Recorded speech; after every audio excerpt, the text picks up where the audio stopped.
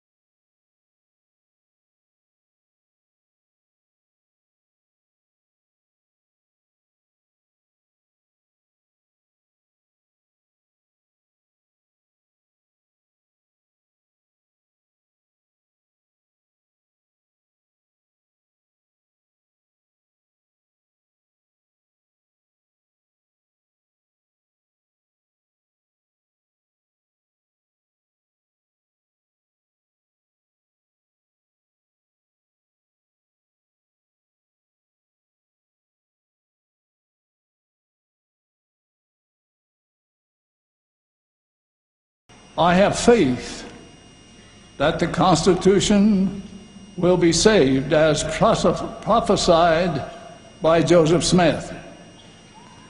But it will not be saved in Washington. Secret combinations, lusting for power, gain, and glory are flourishing. A secret combination that seeks to overthrow the freedom of all lands, nations, and countries is increasing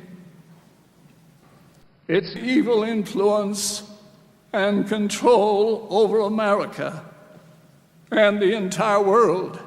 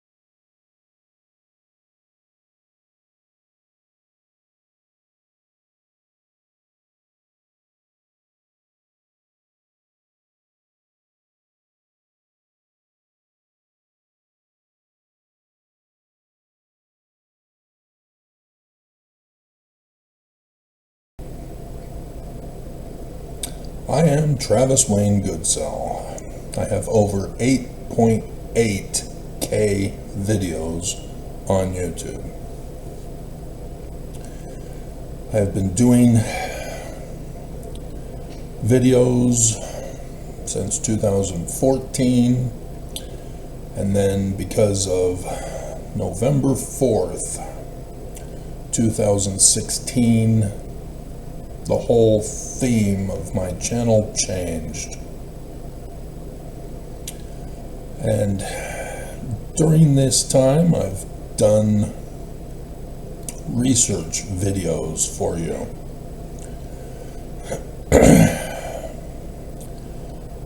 On occasion, about church history of the Church of Jesus Christ of Latter-day Saints. Certain persons get highlighted as inspired. And I do research videos for you live to show you how to do research correctly. But this is a YouTube channel. This is not a professional forum for me to present papers and present evidence and documents and receipts. This is a social media site where the majority of my videos are my referring to my research, referring to the scriptures, where I expect my Mormon audience to have a basic knowledge of church history and of scriptures, so that if you are not Mormon, you are out of the loop. But I've had people who want to learn over the years, and I answer their questions, and I'll do videos specifically tailored to their questions. I have had a phase where there was a whole bunch of Christian pastors coming to my channel. They didn't last long.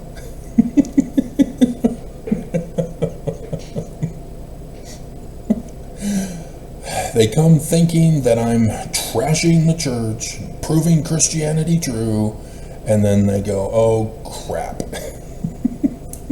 I'm out. They have no honor and integrity either.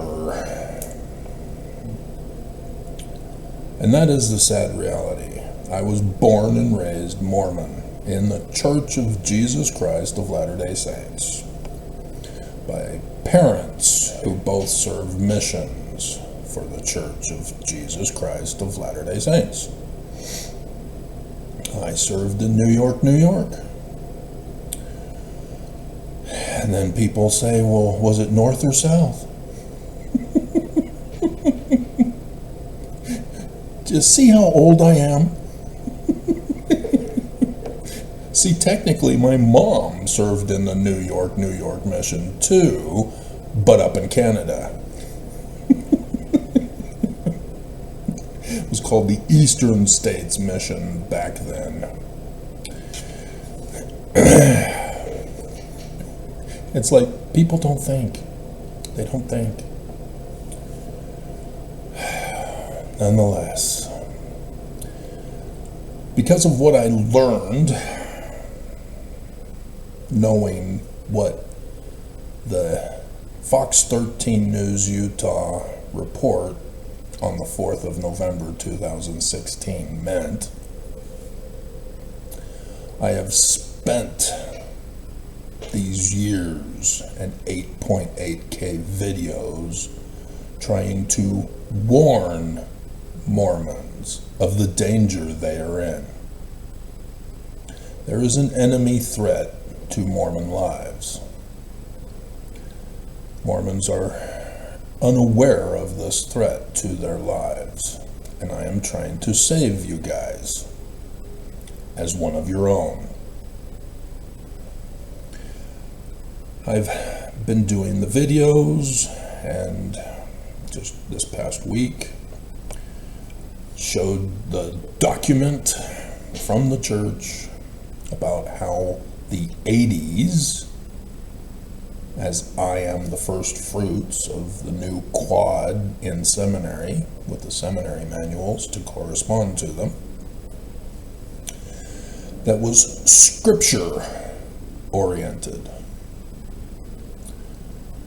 not concept oriented, which was before and which came after 1993 with September 6.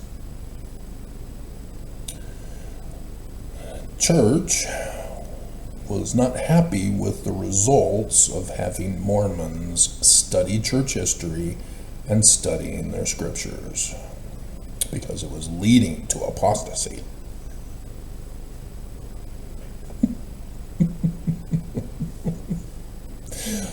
But this set me up for the rest of my life to study, to research, to gather the evidence and develop a theory to explain all the evidence, not have a conclusion and then pick and choose what evidence supports my conclusion.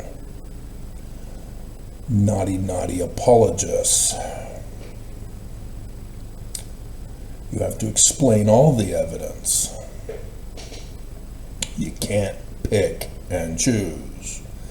And this is where Mormons fear and tremble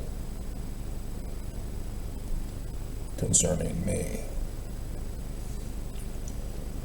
I did the work, I did the research, Mormons didn't. And so yes, I also have Mormons who know the church is false, who know the church is of the devil, and they seek to destroy me, murder me, cyber terrorize me, steal from me, murder others as part of an extortion threat. You know, like my mother murdered, so that no one would stand in the way of murdering me. Nonetheless, I'm still standing better than I ever did, picking up the pieces of my life without you on my mind. I'm still standing. Yeah.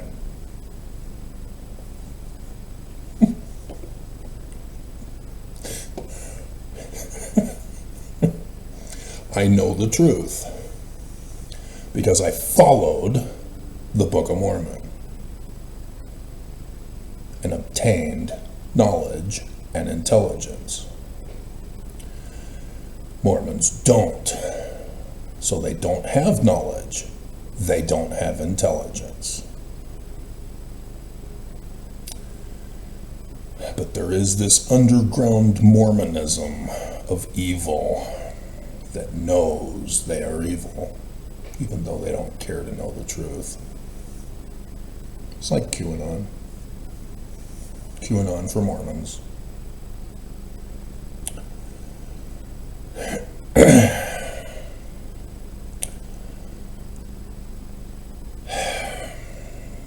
So, this week is the days of 47. We're on President 47. There's a reason. But we're going to make this video a research video for you, going over all the documents, step by step in chronological order, hopefully.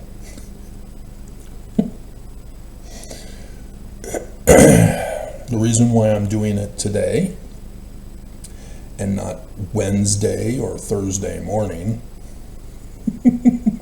is because earlier last week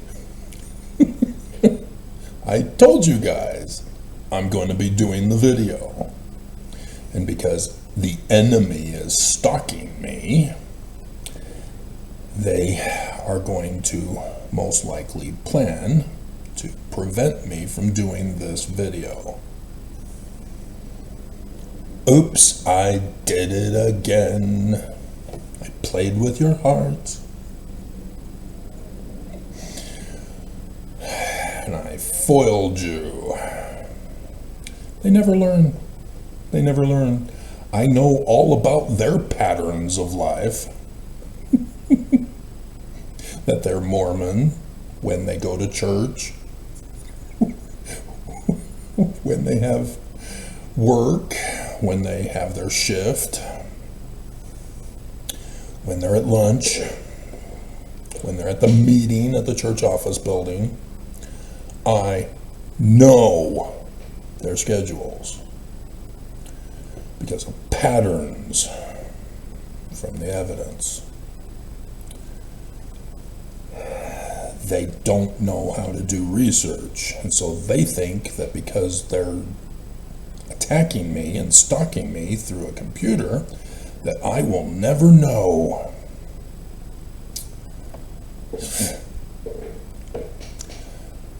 Wickedness are always stupid. Or let's see if I can quote Dark Helmet correctly. Evil always loses because evil is dumb. Travis, no, he says good always loses because good is dumb.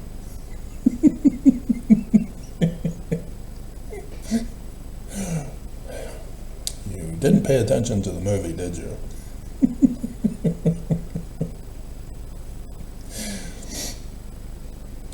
And so, words are important. You have to follow the word. You can't just believe the word. So, for example, word of wisdom. All Mormons believe it is true because it's on your Temple Recommend interview questions. Even though Joseph Smith, in the word of the text, says it is not written by way of commandment, but as a word of wisdom. And yet there it is as a commandment in our Temple Recommend questions. This is because of Brigham Young. But how do you know if it's true or not? Just because you got the right feeling? You go around telling everybody about the word of wisdom? Forcing everybody's agency to obey? Even if they're not Mormon? By forcing the United States Constitution to prohibit caffeine, coffee, tea, alcohol, porn. Porn's not in there, Travis. Church is still doing that, aren't they?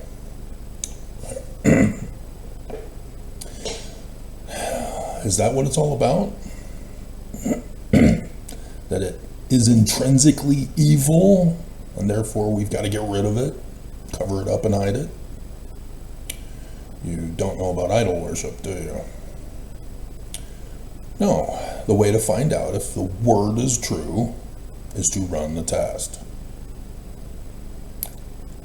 Don't drink the 1830s coffee and tea.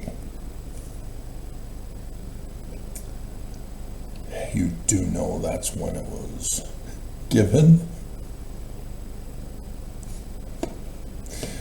right? So it doesn't refer to today. We need the living prophet of Jesus to tell us how to think and feel. February 27th, 1833. When he says,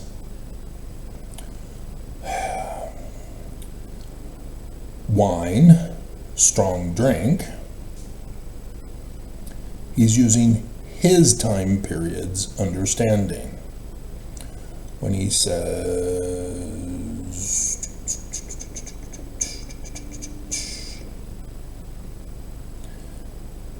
you should have grape juice, pure wine of the grape of the vine. Strong drinks are not for the belly, but for washing of your bodies. So you can bathe in alcohol, I guess. That can be kind of expensive. Tobacco is not for the body, neither the belly, and is not good for man, but is an herb for bruises and all sick cattle. That you got to be skilled in using. Hot drinks are not for the body or belly. And so it doesn't say coffee and tea, does it? It just says hot drinks. That's what it's referring to, though. Coffee and tea.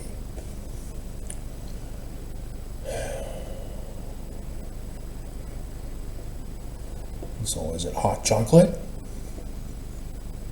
Yeah. I mean, seriously, you burn your tongue when it's too hot. Stupid to burn your tongue. And so when you obey this, when you follow it, there will be consequences. It tells you the consequences of following it.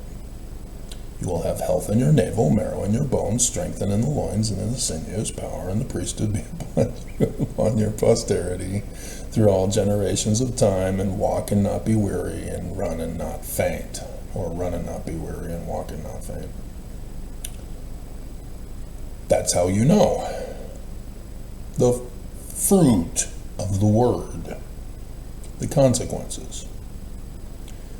You do not know the truth by praying and getting the right feeling. To claim that makes you illiterate because you have not understood the scriptures. So, 1847, July 24th. The tradition is that we have the rodeo. We have activists on guard to make sure no animals are wounded in the production of the rodeo. We need activists to protect the women. Nobody's protecting the women in this church.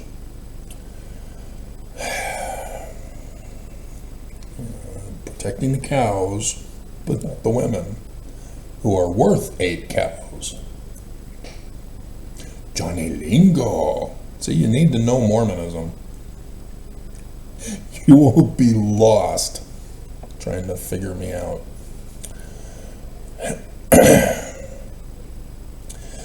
But on the 24th, there's a parade. And the president of the Church of Jesus Christ of Latter-day Saints, or lately, under Nelson, an alternative designated person.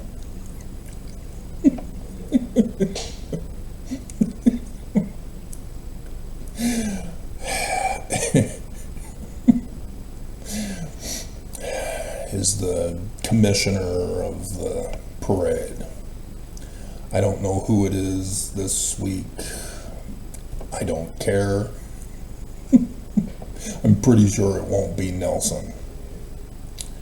It'll most likely be one of the apostles. Maybe he'll even have one of the young women's leaders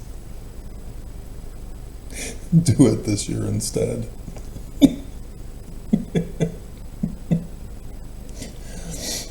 But they pick up the rear. And so first, you have the military with the tanks.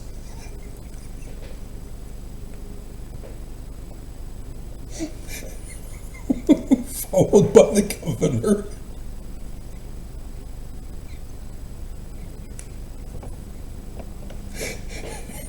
surrounded by police, church security who are packing heat.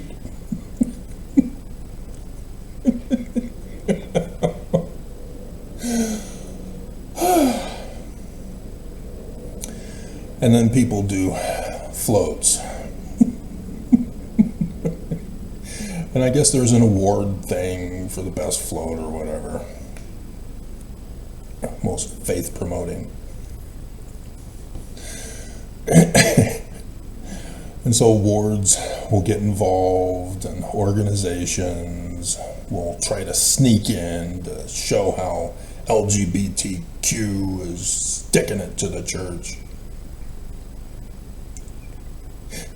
Ordained women, apostates, trying to sneak in. But it's all supposed to be themed around Brigham Young coming to this valley and everybody arguing whether he said this is the right place or this is the place. Words matter for that, not for scriptures.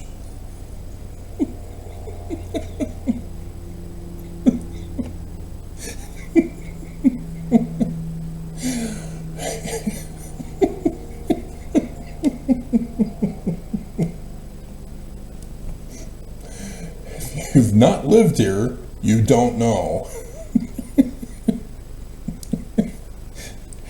I spoke about Tommy the other day. She was the one who corrected me, a direct descendant of Brigham Young. Because I'd been told, this is the place. And I think it's called This Is the Place National Monument.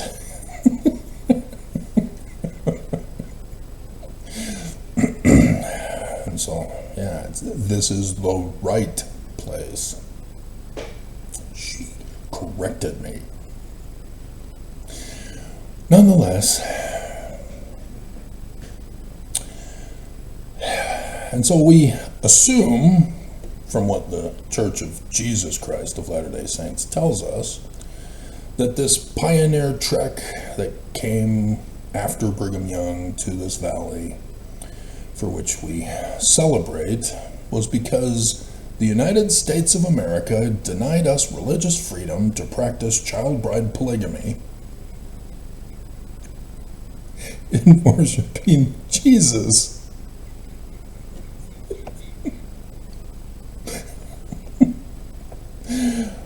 And they were mean and tried to murder us, and so we were chased out of the United States of America.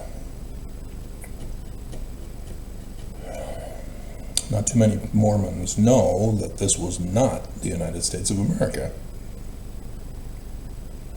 when Brigham Young first got here. Mormons don't do American history either.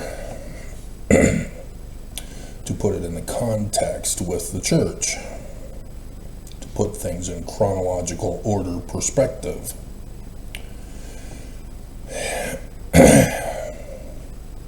And so they'll know about Governor Boggs and his extermination order, and how he was mean, trying to murder us. But the church was able to get Missouri to repeal it. I think it was in the 70s or 60s when it got repealed. It was 78 when Jesus finally told Spencer W. Kimball that we're no longer racist. Jesus has repented of his racism.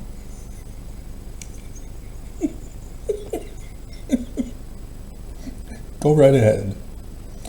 And then Congress said, oh, the church is now true. Okay, we'll now repeal the Edmunds-Tucker Act.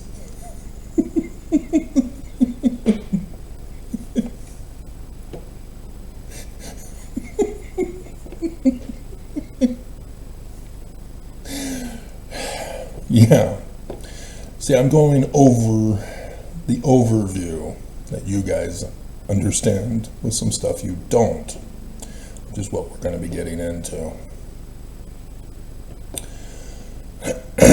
So, the question is, what do I start with first?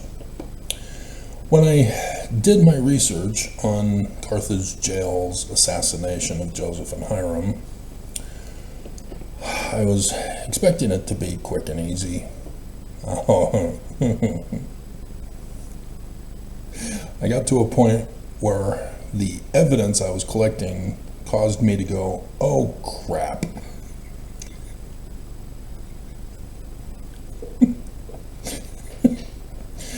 And so I had to use my education, experience, training, etc. to do real research on what led to Carthage jail.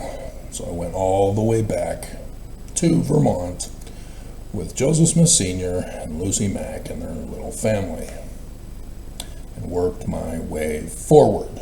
And in this process, I found the enemy.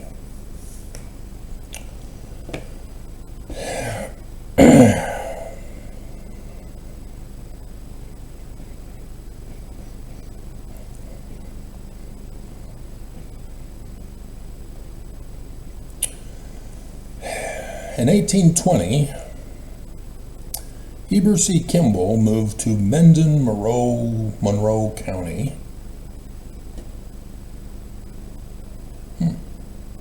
Interesting. Thomas Monroe.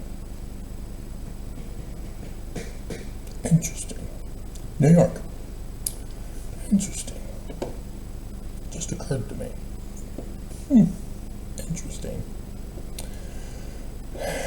And so thus Mendon, Utah, from this location in New York, just like Syracuse, from Syracuse, New York. A lot of things were carried over here into Utah.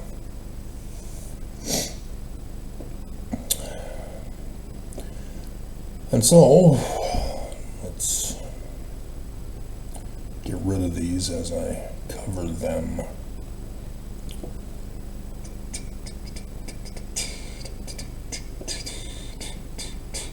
So looking at the map, Mendon is almost directly west of the Manchester farm, if you were to look on the maps. And it is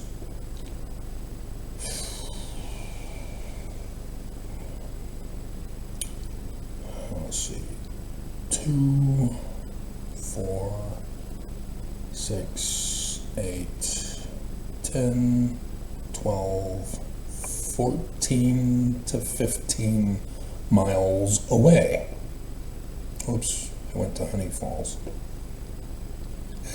Oops. 2, 4, 6, 8, 10, 12, 14. No, I did do Mendon. Okay, yeah. 14 to 15 miles away. It is unclear as to what roads were available back then, as the lesser roads do seem to be what they were, so there is no direct line to Mendon. Therefore, they would have had to have gone south, would be the quicker route to go, which now is the 96 through Victor to get to Mendon. Now, this is important because this is church history. You should know this as a Mormon, especially if you're going to do research, if you're going to do talks.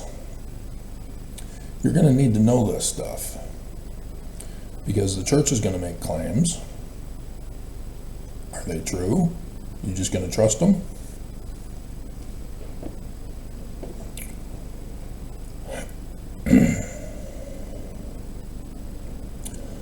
Let's see, this is Brigham Young.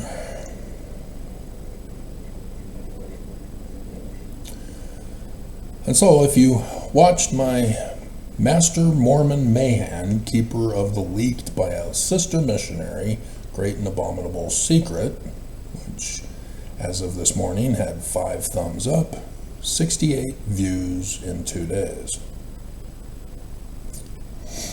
Some heads are gonna roll.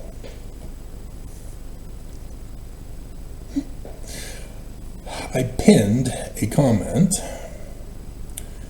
Brigham Young, 9 April 1832. Heber C. Kimball, 16 April 1832. When I was doing my research, I had found that, so we can get rid of that, Brigham Young, along with Heber C. Kimball, after joining the church, immediately went back to Mendon, where they were from. Brigham Young would move there in 1829. And as I told you from the Wikipedia page, Heber C. Kimball was already there since 1820. They went back and converted other people, and those men likewise became missionaries in Joseph Smith's religion. This was 1832, April. And so the Benson video clip that I'm expecting to put in this video too refers to 2 passages of scripture, even though Benson only refers to the one. Section 84 is what Benson referred to, starting in verse 54. And he quotes, "And your minds in times past have been darkened because of unbelief, and because you have treated lightly the things you have received." Joseph is talking to the elders of the church, the missionaries, the apostles, not the quorum of 12 apostles, apostle elders. You can't just assume that what is currently being practiced has always been the way. There was an older man back in 2017 and 18 who just would not get it. He was specifically stalking Exfo Nevermo channels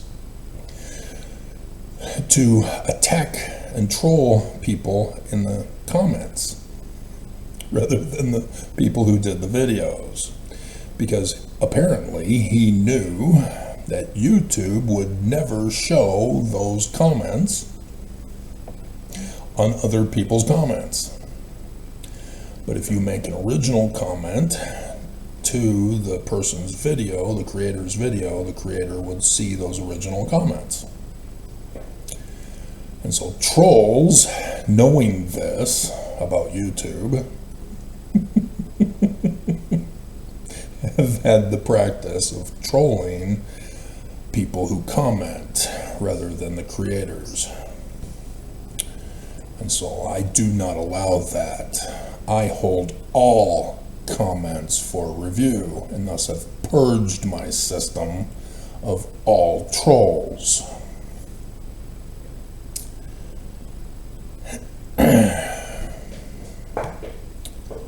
So,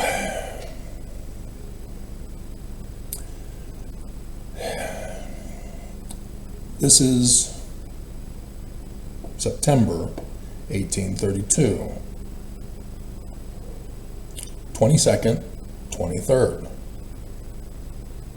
Also very cool.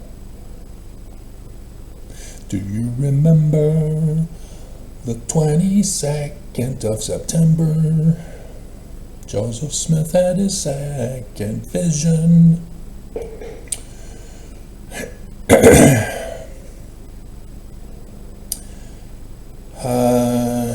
Which vanity and unbelief have brought the whole church under condemnation.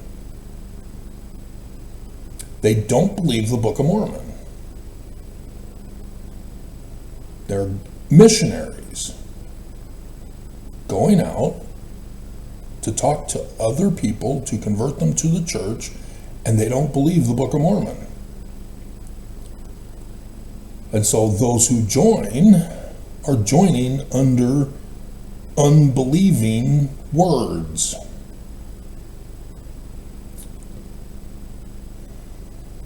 They're saying something else that's false about the Book of Mormon to these new converts, just in 1832. You need to understand, Brigham and Heber were excellent missionaries, bringing in lots of people.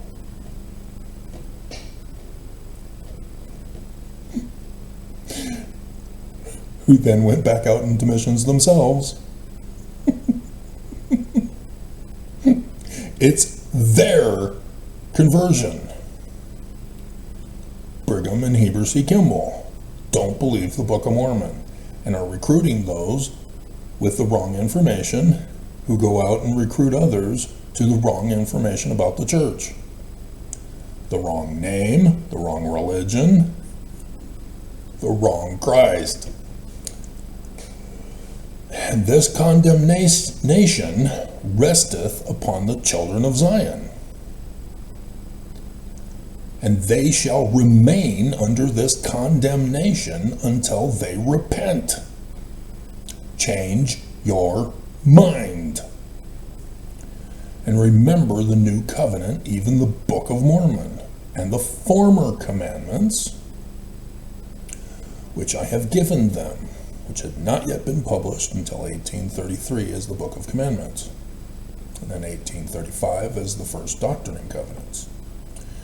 Not only to say, but to do according to that which I have written. Thus why the word of wisdom as an example for you. You haven't forgotten, have you? That they may bring forth fruit. How did I know? For their Father's kingdom.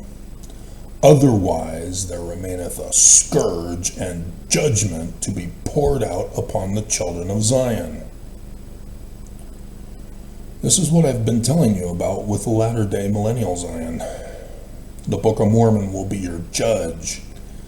Are you going to bring forth fruit, meat for Zion? Or are you going to waste my time as I tell you, yeah, you can go back. You're not welcome. Real simple to understand. For shall the children of Zion pollute my holy land? Verily I say unto you, nay. See, I'm unaware when I say it, when it comes to my mind in all these videos, but every single time it will come from a scripture. This is how my mind works. It's a seership associative memory that I have developed as a kid, thanks to Sesame Street, which, even though it got sold to HBO, PBS is now gone from the face of the earth.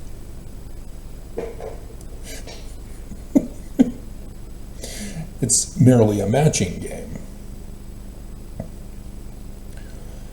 that I talk about a subject because I match it with what comes to mind, and every single time there is a scripture for it, and there it is right there. When I tell you only the pure in heart go to Zion, that's what I mean. The pure in heart are those who do as the Book of Mormon says, who do as Joseph Smith says, but you need to know what forged documents are and how to identify them. Because we're going over that too. You've already seen the pictures. I've been using most of those pictures all these years, since I first came up with the subject in the video topic. There are some new ones that I made this morning, and I'm very disappointed with Word. The Brigham Young one, which I think will be the thumbnail picture, it was yellow text with a brown background, but you'll see it as brown text and yellow background. That's because when I went to turn it into a picture, it was black text. And I'm like, what the hell? There's some kind of a glitch in the system that would not allow yellow text. It was yellow. I made sure it was yellow. I reinforced it yellow in all the places to reinforce it as yellow. And yet, it still came out black.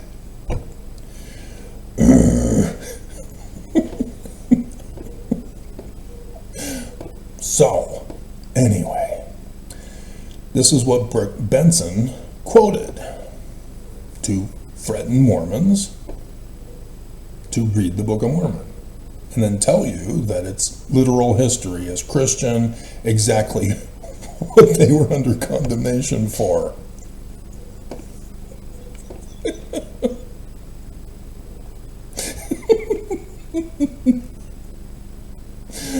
Oh my God.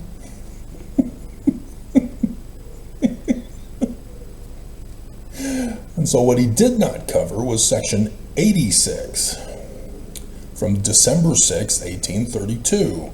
They're still not getting it.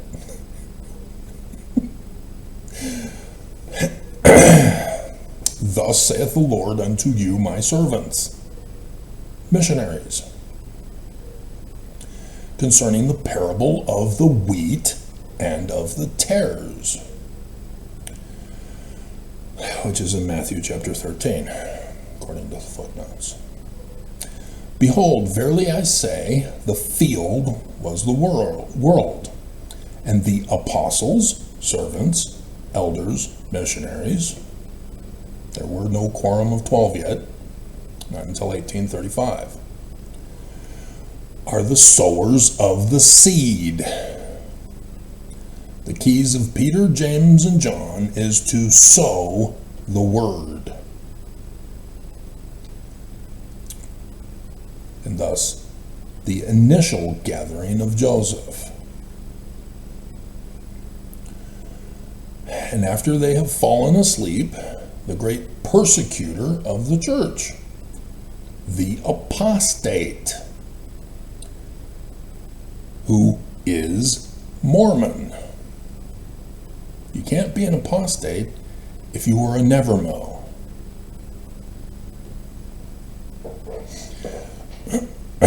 Only those who were Mormons can be apostates. The whore, even Babylon. Oh, so the fall of Babylon for the latter days is the fall of the great and abominable church. It's the religion, not the United States of America,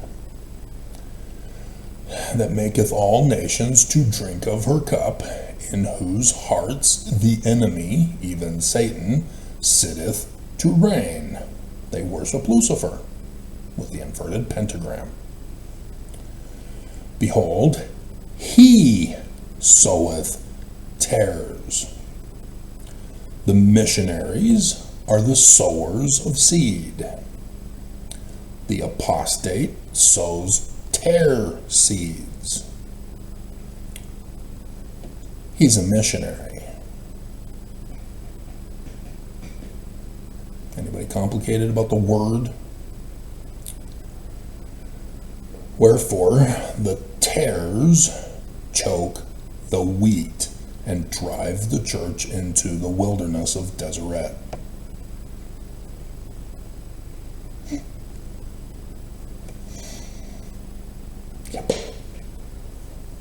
Prophecy by Joseph Smith fulfilled, days of 47, right there. Brigham Young and his missionaries.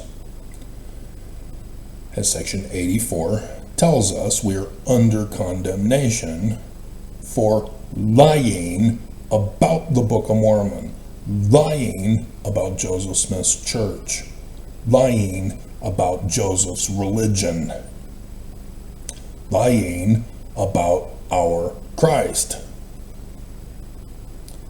Those are tares.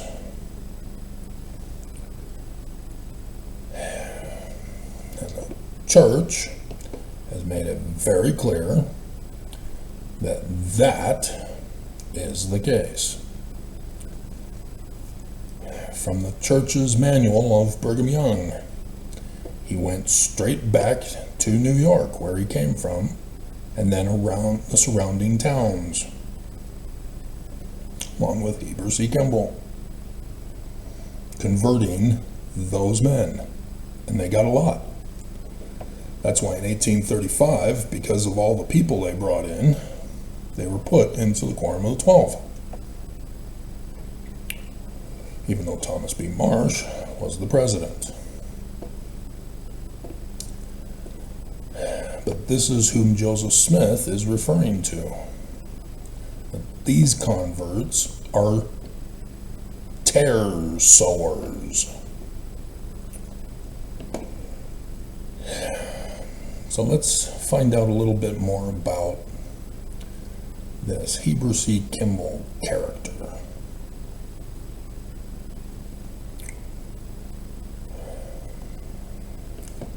I updated this picture by putting red highlights for each subject that needs to be discussed. Though I probably could have put one at Victor Flats, but you'll notice there's a gray line under it. You know what I'm talking about? There is no longer any line there, as it is no longer red line, red highlighted either. They've made changes over time on Wikipedia. Mormons keep messing with the document. What really happened. Anyway, the information still remains, unlike for Joseph Smith Sr. But this is what I'm referring to, is these kinds of other corroborating evidences that confirm Joseph Smith Sr. was the Master Mason of Canandaigua, New York on 9/11/1826, working with William Morgan on the book. And yet Mormons, because of my videos, seek to destroy all online information regarding it, so that others, when they hear my videos and check for themselves, will never find it. And then say, Travis is lying. I have all the documents. I still have, to this day, the pictures that I used of Wikipedia's changing evolution of whether Brigham Young was the first or the second president of the Church of Jesus Christ of Latter-day Saints. We get to go over that today, too.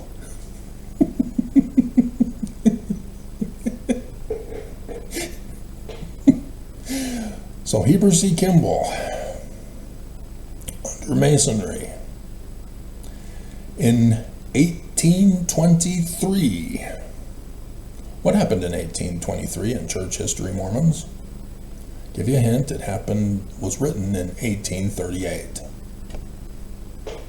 Second vision.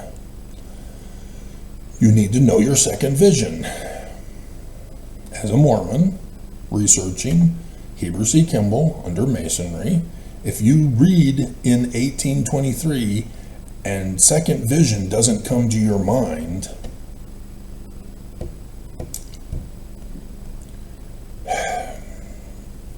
second vision, As the tradition holds from our canon as it is written, Joseph Smith founded the Church of Jesus Christ of Latter-day Saints as missionaries were lying about it.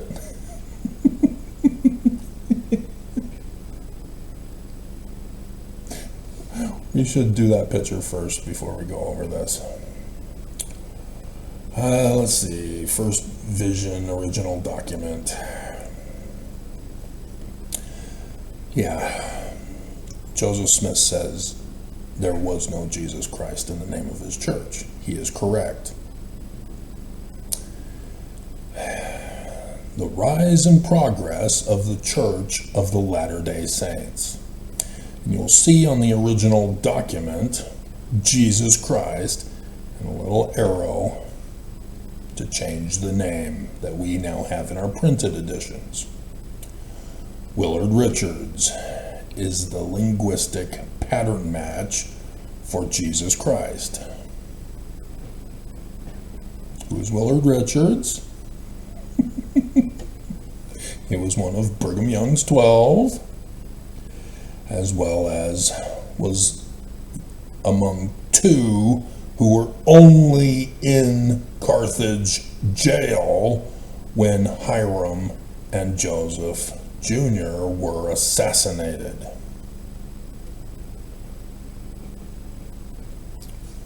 I just did that last month, even though I focused on a different aspect of it.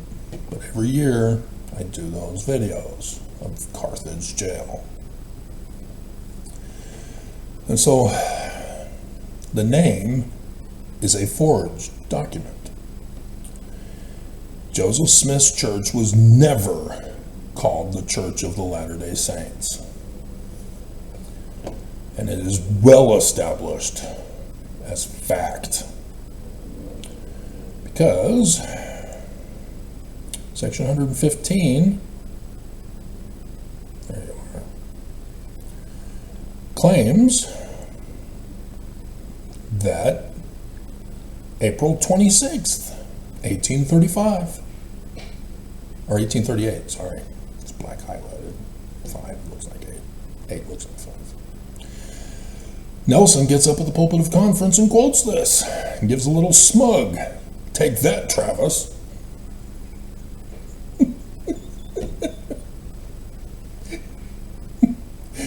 He knows the Joseph Smith papers. He was the one who authorized it.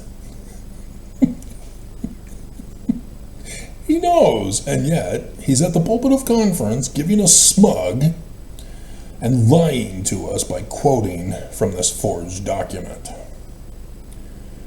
Because the 1838 history was written during the summertime. And Joseph Smith just forgot?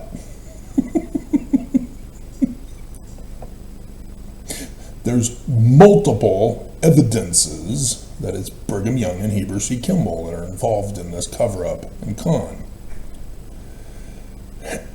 For thus shall my church be called in the last days, not now.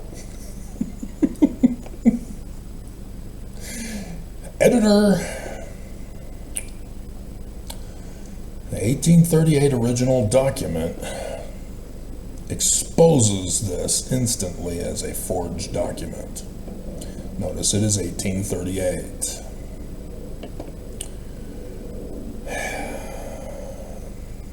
So, Brigham Young.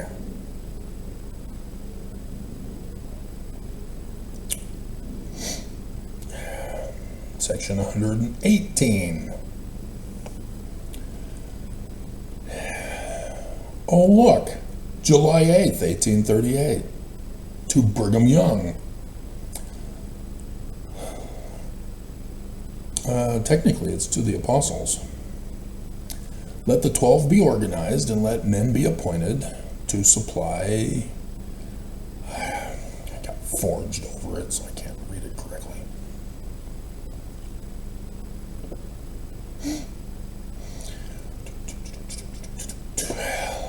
Let a conference be held immediately.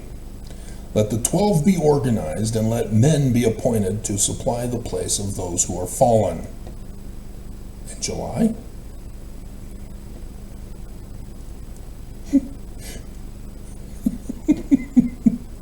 Let my servant Thomas remain for a season in the land of Zion. Pay attention to that.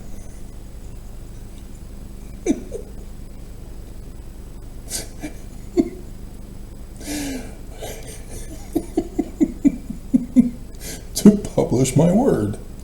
Let the residue continue to preach from that hour. And if they will do this, in all lowliness of heart and meekness of humility and blah, blah, blah. And next spring, 1839, let them depart to go over the great waters.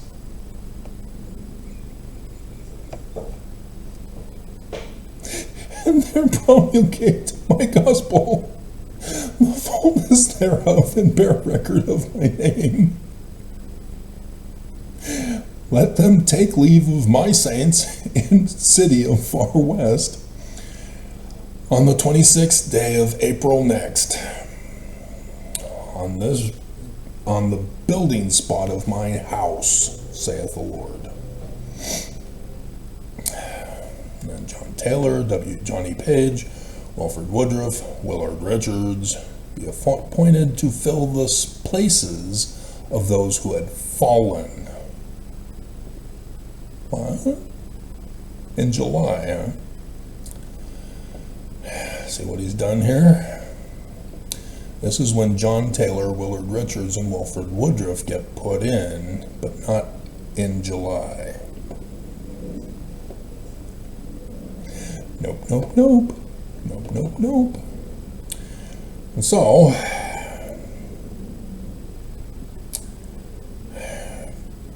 Brigham Young.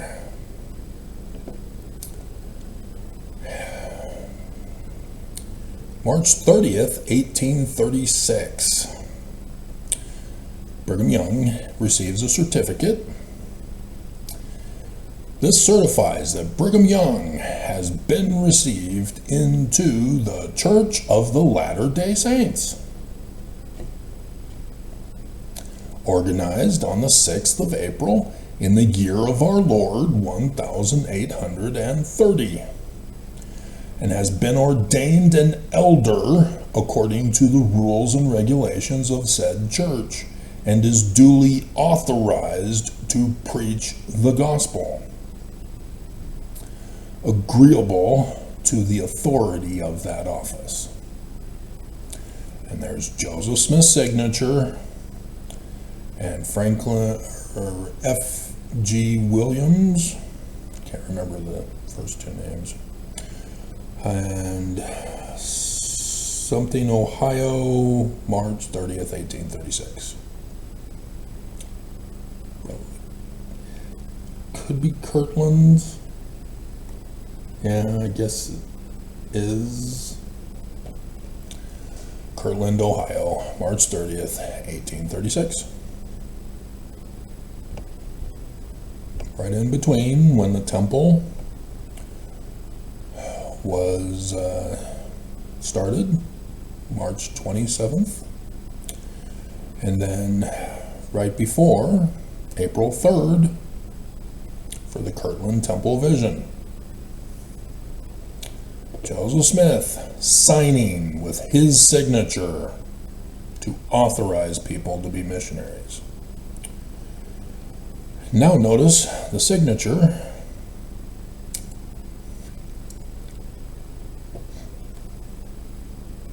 June 1839, June 30th, maybe. It's June 3 something squiggly word thing, 1839. Notice it's not Joseph Smith's signature. Somebody's trying to forge it. The S is different, as well as the junior J. This is a forged document of when Brigham Young is now going off on his mission across the sea, according to section 118. To the saints scattered abroad, to the nations of Europe and to the world. You first have to convert them. Be it known unto you that Elder Brigham Young is fully authorized to preach the gospel of Jesus Christ, and his testimony can be relied on. He is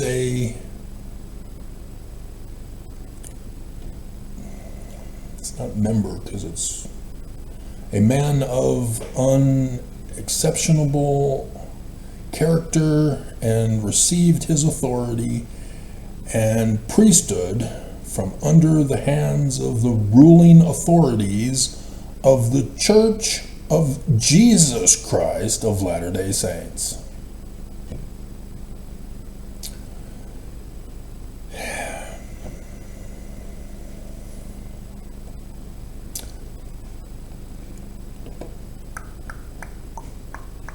Ooh, we're back to pictures.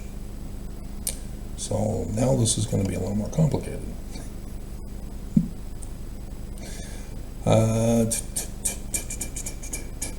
So section 115 we've already covered. And so, yeah, the 1838 history again.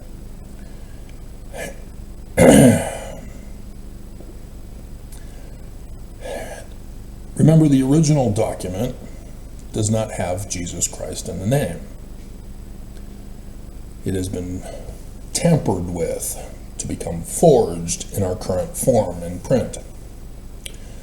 There was also a guy named Howard Corray during this time period who forged an 1841 history, as well as went on to do the forged history of Joseph Smith by his mother, using his forged 1841 to base it on.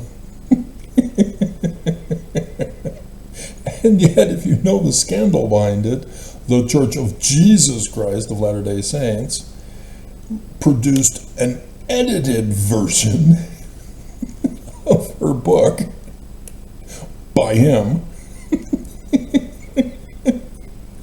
And so modern time, people found out the original book and think that the church was covering up and hiding what they edited out.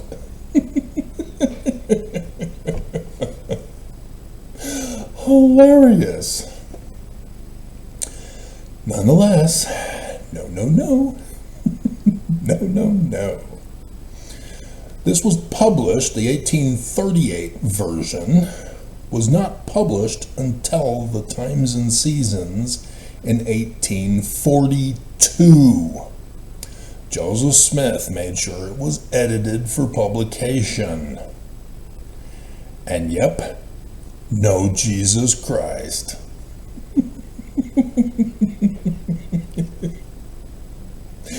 And Nephi, likewise. I've done the research. I've got the documents. I have the receipts. When I say this in my videos, without showing you the first-hand research that I've done, you need to trust me because you've been following me. You know I know what I'm talking about. Okay, so here's Heber C. Kimball. March 30th, 1836. Heber C. Kimball, the Church of the Latter-day Saints. Oh, there's Joseph Smith.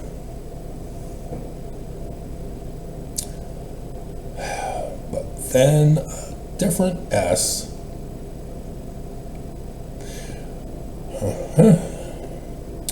June 3rd, 1839. Heber C. Kimball. The Church of Jesus Christ of Latter-day Saints. See, this worked for the brown print, yellow background.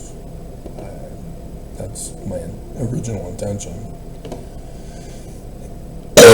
Nonetheless, seeing patterns here, we've got more than 3 already confirming that Joseph Smith never called the Church of Jesus Christ of Latter-day Saints. That is all that is needed to establish fact.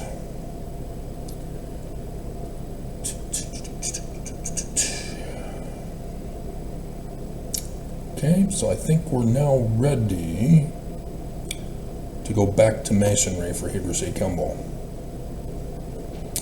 1823, Nephi, vision to Joseph Smith. Not literal history, vision. After being told that Christianity is all wrong, abominable, and corrupt because of the first creed, that Joseph is to be Messiah ben Joseph, to prepare for the coming of the Jewish Christ, who would be a Mormon through Joseph Smith's religion. And that the Book of Mormon is going to be given to Joseph Smith for the missionaries to go out and convert to Joseph's church, so that they may be warned and prepared for the enemy who shall come, that shall burn them. That the Jewish Messiah, who is a Mormon, will come on the 23rd of September 2017 to Mormons to save them from this enemy threat. Will be warning, and Mormons better listen to him, or they'll be precisely as it stands in our New Testament. Verse 40.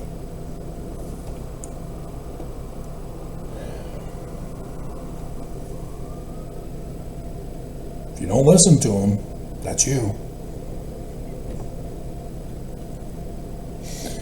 So 1923, Egyptian gold plates buried in the ground in America.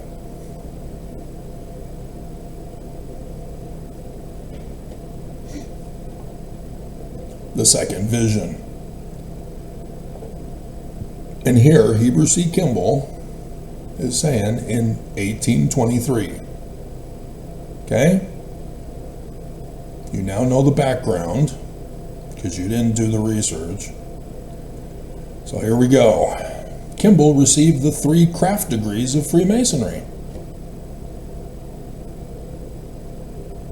He became a Master Mason in 1 year, huh? You have to do the research as I did to learn that things were different prior to 9/11/1826. That because of 9/11/1826, things changed to be more lenient. Because Freemasonry was vilified because of the event that occurred on 9/11/1826. But it was very strict. There were certain things you could not do. There were certain things you had to do. So he's claiming that it was in the lodge at Victor Flats. That is no longer linked.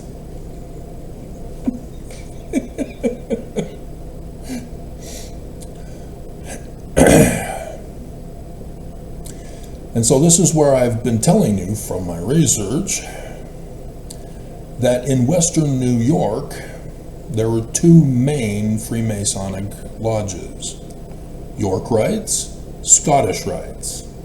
They are not the same.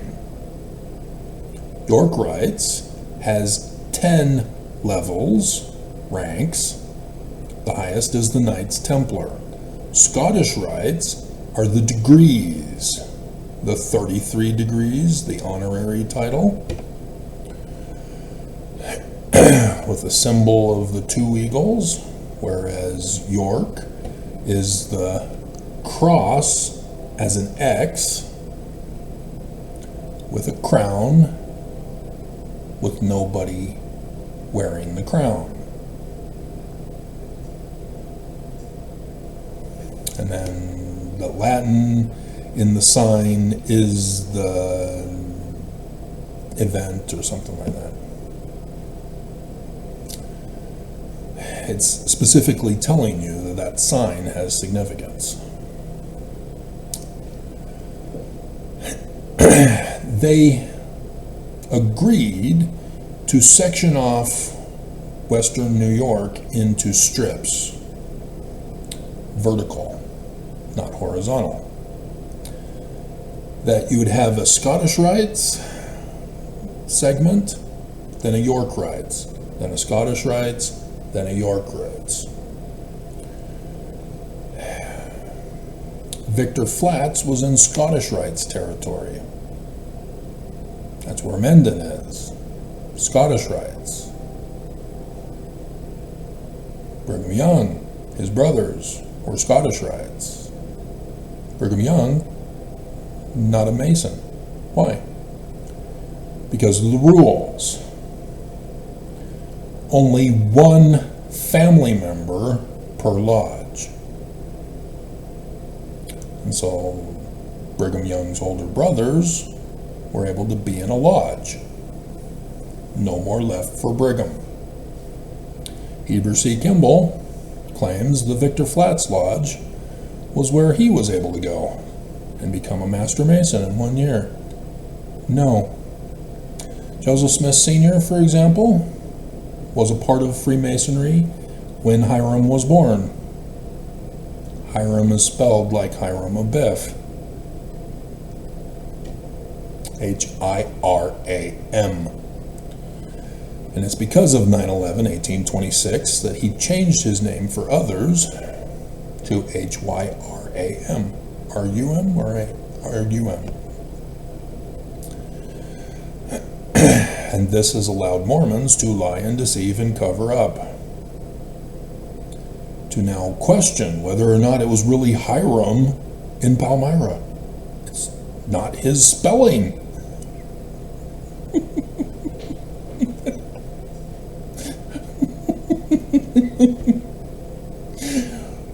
Junior, senior, there are lots of Joseph Smiths in the area. Could have been any number of them. We don't know. We do. Even Masonry knows it's him. They are not a Mormon source to bias and tamper with the information.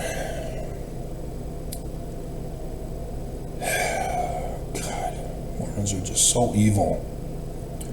Hoping to just cause confusion and make everybody stupid.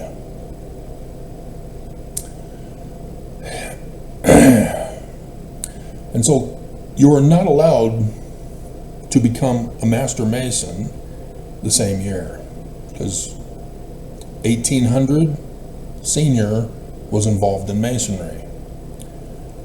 1818 in May 7th, he became a Master Mason. 18 years to become a Master Mason of his own lodge. 18 years. And here Kimball is claiming that prior to 1826, 9/11, he was able to do it. Why? What about Joseph Smith in 1842, as they continue to talk about here?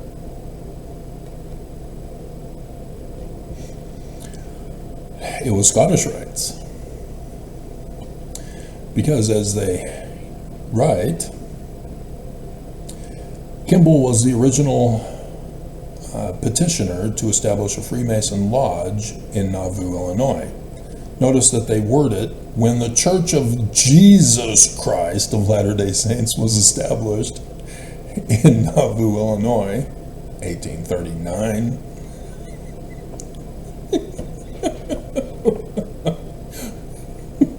While Joseph was still in Liberty Jail.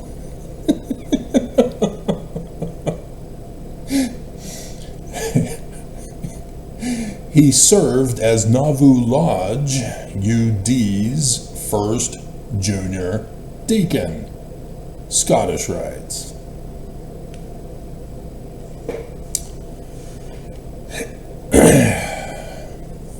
There was no lodge in Utah in his lifetime. What are these on your boobs, Mormons? A square and compass of Freemasonry?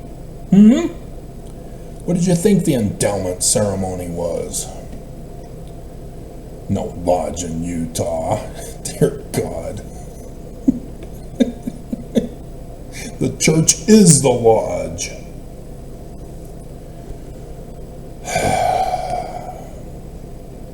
They just changed things.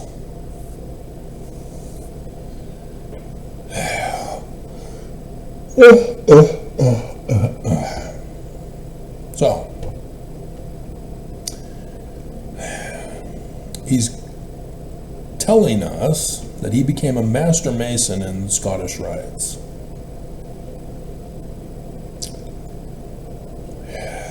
Being in Mendon, having to go to Victor Flats for his lodge.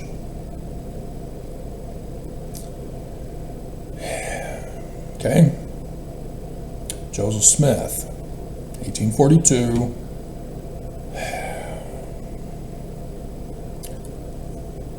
Becomes a master mason.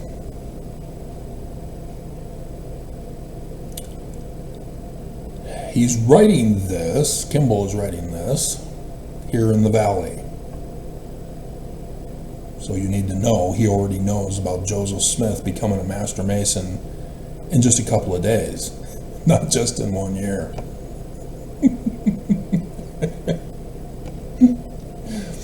Okay, moving on. In 1824, he sent a petition to the chapter at Canandaigua, New York. Why not Victor Flats?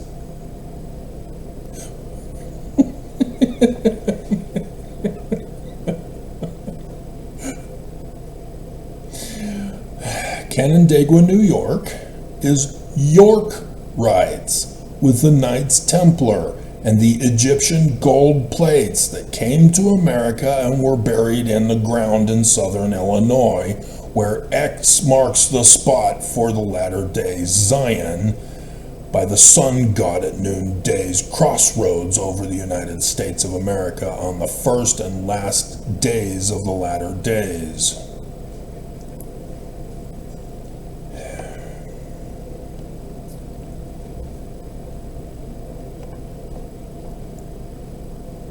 He knows about Senior being the Master Mason. He knows about the Book of Mormon and the Egyptian gold plates buried in the ground. About the Messiah for the latter days.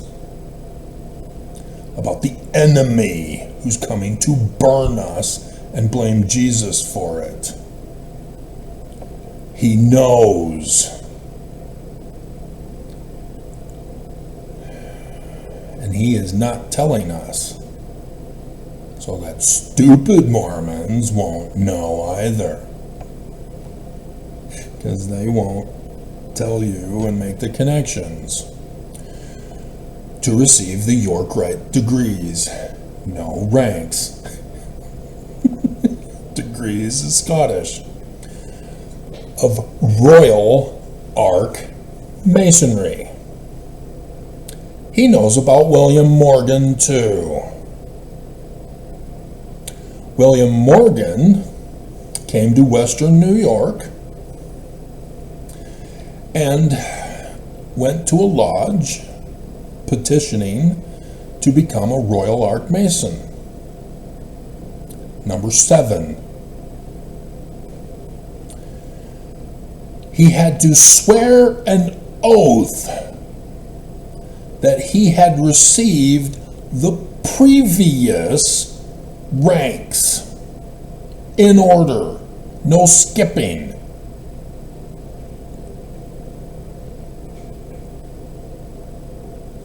And he was then granted to become a Royal Arch Mason.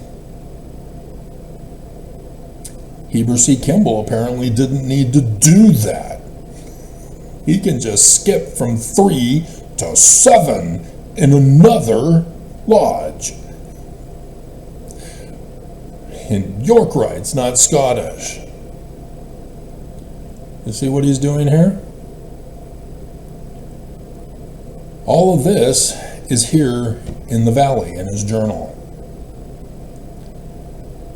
The original 9/11/1826 is faded in American history. It is now all confused into thinking that all Freemasonry are evil and of the devil.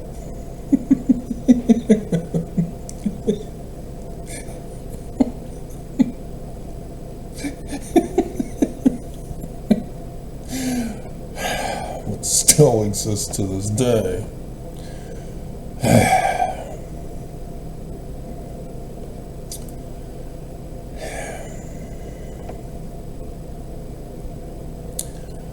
And so he knows about William Morgan and Canandaigua, New York, and 9/11/1826.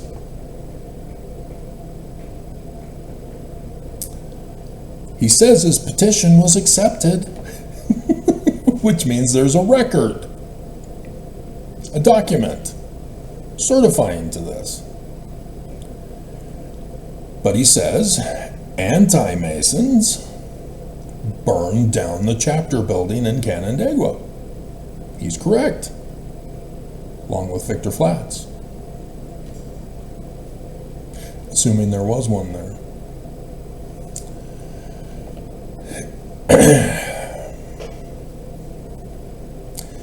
And so he's trying to claim that because the anti-Masons burned down Canandaigua, that there was no record preserved.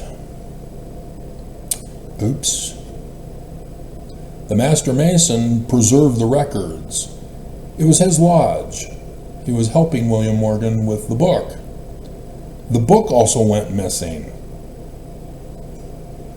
The text of the later published work under the name William Morgan, which obviously it wasn't, is exactly 116 printed pages.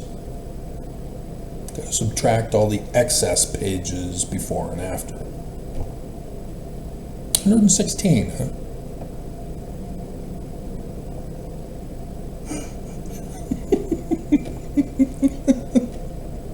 William Morgan, you say, huh? And it talks about the 3 craft degrees. That is the same in both Scottish Rites and York Rites. Everybody knew about it. It's not a secret. It certainly isn't evil. There is no worshiping of Lucifer anywhere in there. It was a nothing burger, as Fox News calls it today.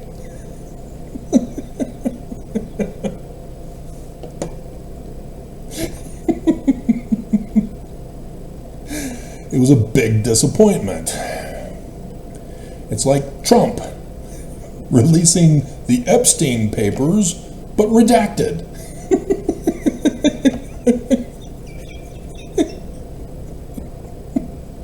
This isn't what we were expecting. Exactly. Yeah, the duties of a Master Mason is to help his fellow brethren, and they in return help him to become good people in society? What? How is this a great secret of the evils of Freemasonry?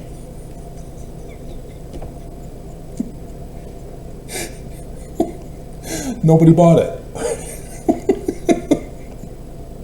People were still looking for the 116 pages. The enemy was also looking to murder them and destroy them. And here, Heber C. Kimball says he knows.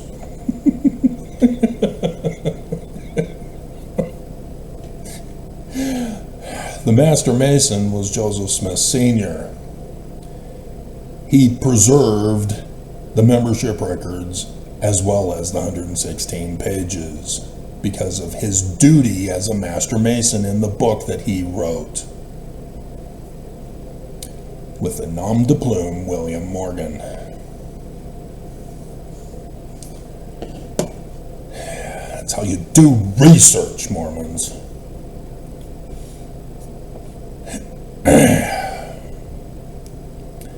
And so Freemasonry are the source origin because they have all of the preserved records.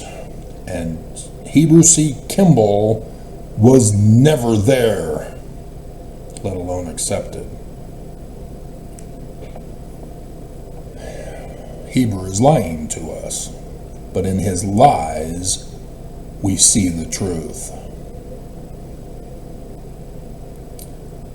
And it becomes confirmation of the other research I did, establishing the fact that Joseph Smith Sr.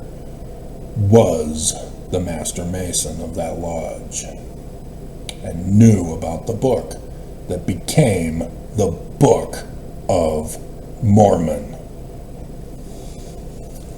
To warn Mormons, as Joseph Smith in 1838 said, 1823, Nephi comes to him with the Book of Mormon, warning of the latter-day threat by an enemy.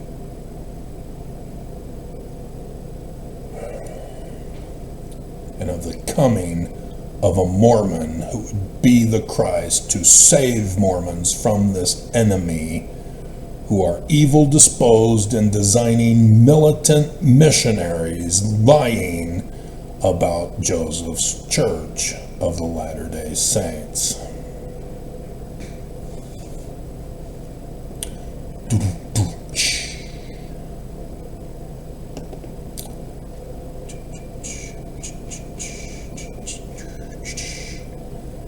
Okay, Ontario Lodge number 23. And they rebuilt a lodge in Canandaigua. That's the picture that I've been using for you, but I've already told you that. Okay.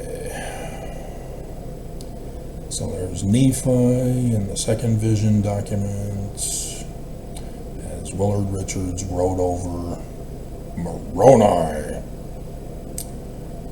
So Joseph, if anything, is correcting section 27, verse 5, where he says Moroni gave him the Book of Mormon. But you don't want to believe. Because it got published and edited by Joseph. Nephi. Alright, so we're not there yet, not there yet. Here, there, everywhere, there. Okay, what's next? What is next?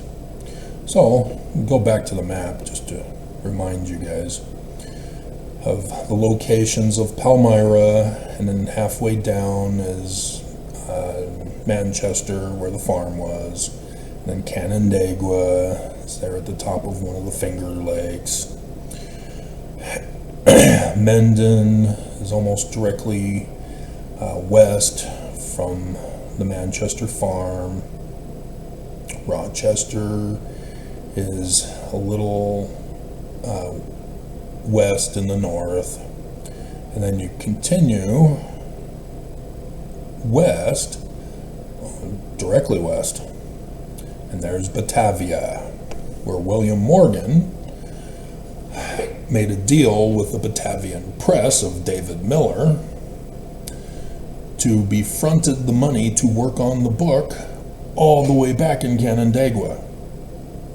He had his farm in Batavia, his wife, and his sons. And yet, because of the national security nature of his book, he went to Joseph Smith Sr. in Canandaigua. Several days' journey away to protect his family, to try to isolate himself from the Batavian press who fronted him. But when he got arrested, David Miller came all the way out to free him from jail. And as the Master Mason, Joseph Smith Sr. is now responsible for him under his care because he was at his lodge working on this book. And so he helped William Morgan flee the country. And I've done those videos, all that stuffs. Somewhere I've got that document of the descendant of the second family of William Morgan down in Bolivia. The banana plantation. And he's suspicious that the church knows about it because the church has some stuff down there nearby the banana plantation. All right. And so we got all of the stuff. So 1838, it looks like we now go to Thomas B. Marsh, President of the 12.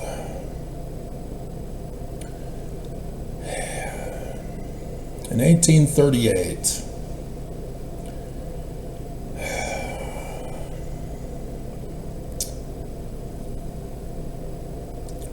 let's see what he says for the dates. So the date that he gives is October 24th, 1838, so it's in October. So it's after July. Did you forget already?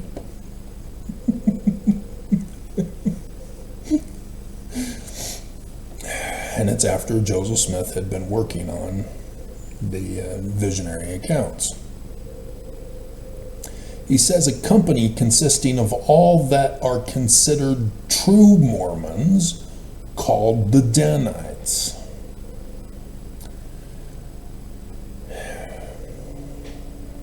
are the ones who came to him and told him all of this. This is after the election scandal in Daviess County concerning Adam-on-Diamond.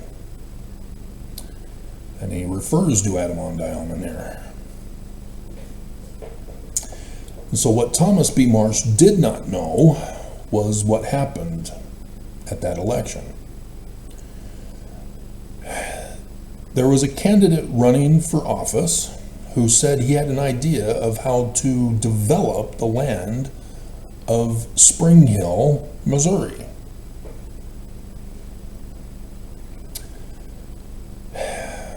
But the true Mormon Danites were using that land as their secret headquarters. They cannot allow the town or the county to develop that land into a town. It's their land, as they claim, without incorporating it. Nobody is supposed to know they're there. And yet, because only Mormon, true Mormon, Danites are there, we have confirmation. Benjamin Franklin Johnson told to us in seminary, I don't know if he's still told to the seminary kids these days, nonetheless, and notwithstanding, Benjamin Franklin Johnson moves with his family to Adam-on-Diomen. It is not an incorporated city, like they did with Nauvoo while Joseph Smith was in Liberty Jail. They learned. And Benjamin Franklin Johnson tells us that when he arrived with his family, they locked him up.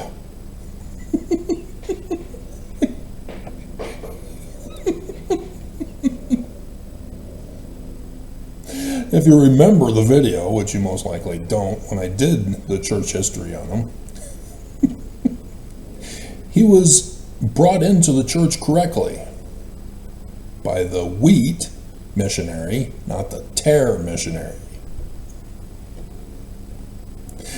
And so he moves to Adam-on-Diomen and then is arrested, as he claims, and then a hooligan threatens to shoot him if he doesn't deny the Church of Jesus Christ of Latter-day Saints. This is 1838.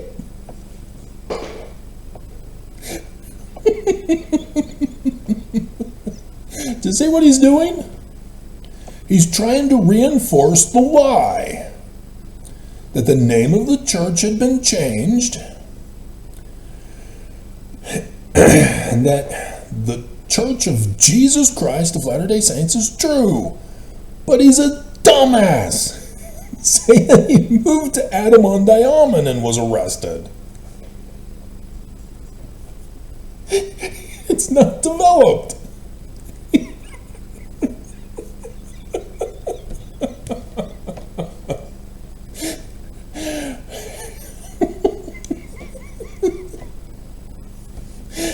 And so, yes, he says that he did not deny the Church of Jesus Christ of Latter-day Saints. And it misfired. It never misfires. Church is true. So kids, obey. Do not apostatize from this church. And so, section 117, forged document, July 8th, 1838.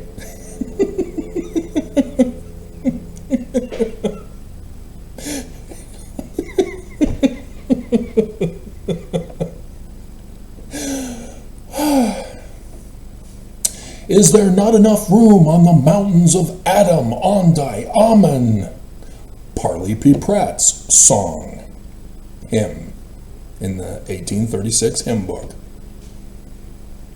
But if you keep going to hymn number 19 or 29 or 119 or 129, it's not too long after, so it could be 29. And then page 29 or 19 is the Adam-on-Diomen hymn.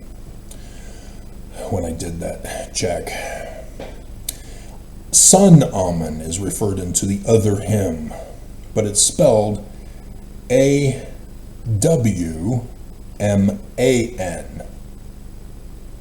Because Joseph Smith, while working on the Joseph Smith Papyri,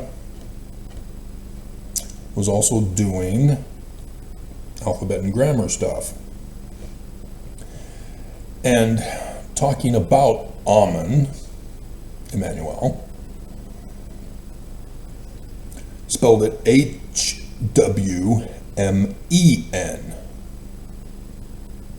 So this Amen, A-H-M-A-N, is from Parley P. Pratt and his hymn.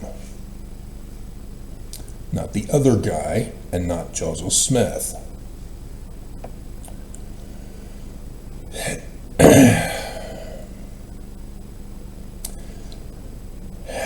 Verse 11. Let my servant Newell K. Whitney be ashamed of the Nicolaitan band. There was no such band. Look in your footnotes. 11a. Revelation chapter 2, verses 6 and 15. It's code, just like Adamon Diamon and Olaha Shinha, which is supposed to be Kirtland.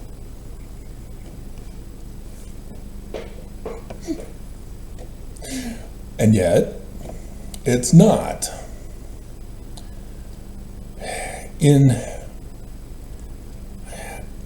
They do talk about Kirtland in verse 5. Let the properties of Kirtland be turned out for debts. So why didn't they decode Shinha as Kirtland?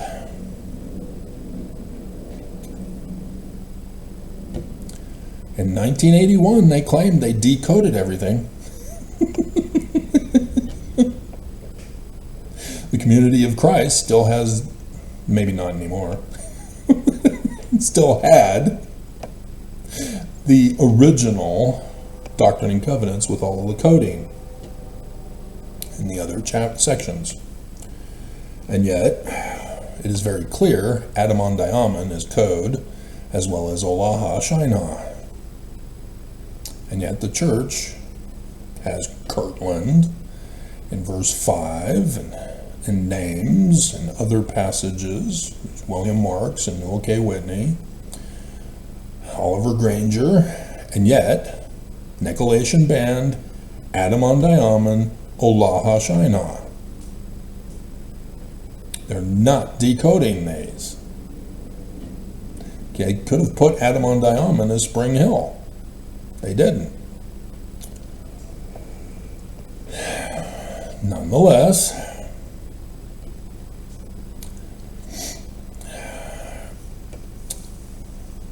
this is the Danites because of Thomas B. Marsh's affidavit of the true Mormons called Danites. The whole war at the polling station, the voting station, one of them called out, "We are the Danites." And then Stuart's third great grandfather is knocked to the ground to start the war. As Curtis's third great grandfather was there, and Mendenhall was there, and Cox was there. Lee was there. Hey, they're all in government office today, except for Stewart, who quit.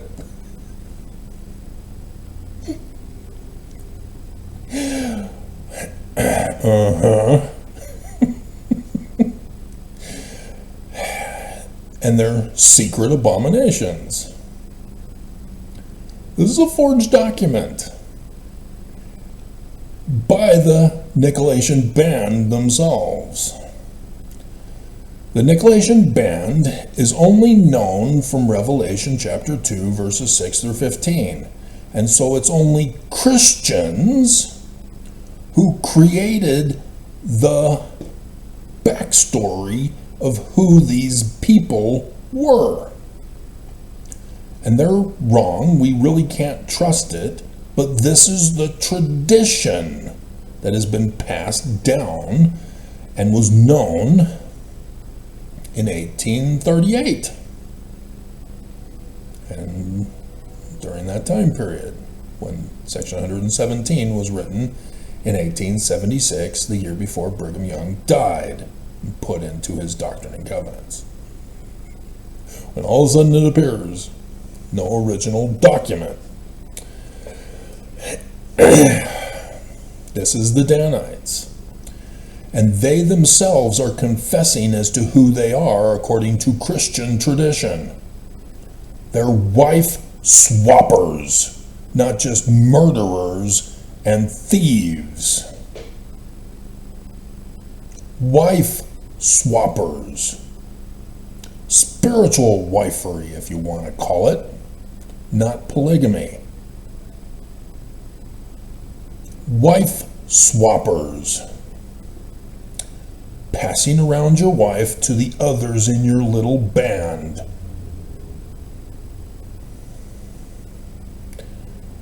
Not quite swingers, because swingers gather in orgy groups.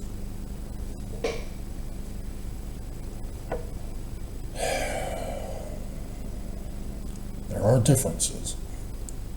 You got to get them correct. But it is awful. Women had no rights.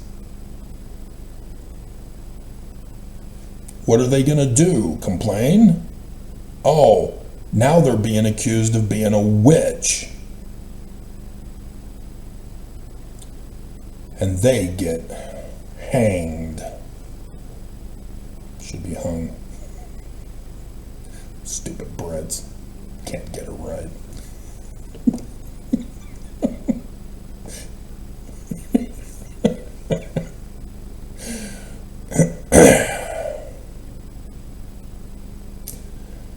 You do not know the level of evil of this Danite, true Mormon group.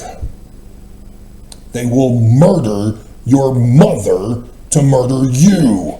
They will murder a sister missionary who didn't understand that she leaked what she was not supposed to leak.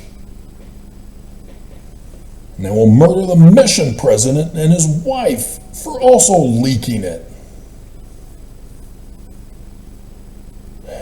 They will threaten your brother to destroy you or destroy him for failure. They will threaten your father to erase your history and lie to get you sent away for 6 years in a concentration camp in Utah so that you would be tortured unto death.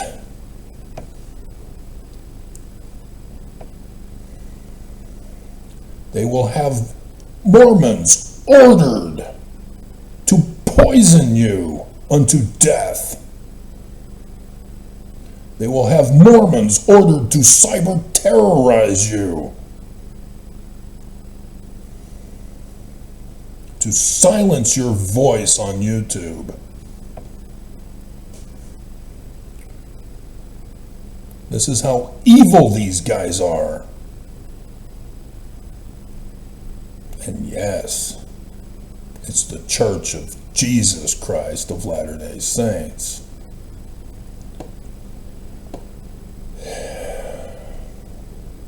Noel K. Whitney is then supposedly ordered to come up to the land of Adam-on-Diamond and be a bishop.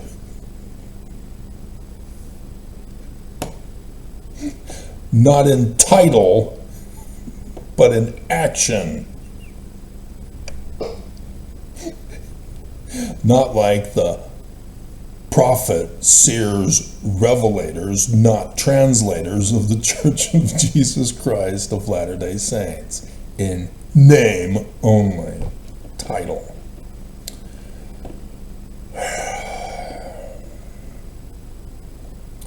And so thus, section 116, forged document.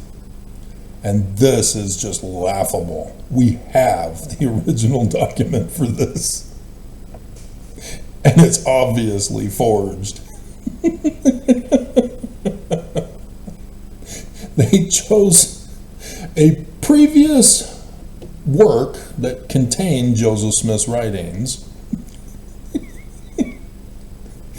that was fading because it's almost 40 years later.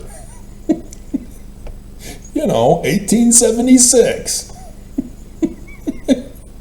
And had somebody me right in what became Section 116, with the added information of Joseph Smith going to Spring Hill and saying, oh, this is Adam on Diamond. Oh, look, these rocks, that's the altar of Adam where he offered sacrifice after being given Eve, one of his wives that he went into the garden with. Lilith was naughty. She wanted to be on top.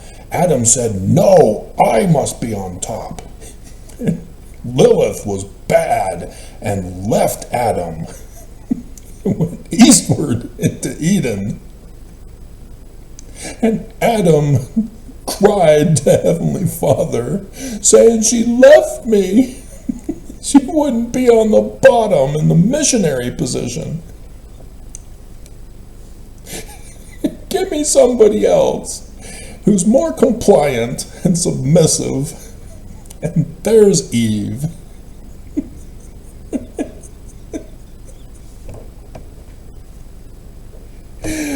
Awesome. Brigham Young knows about Lilith, by the way. He mentions her.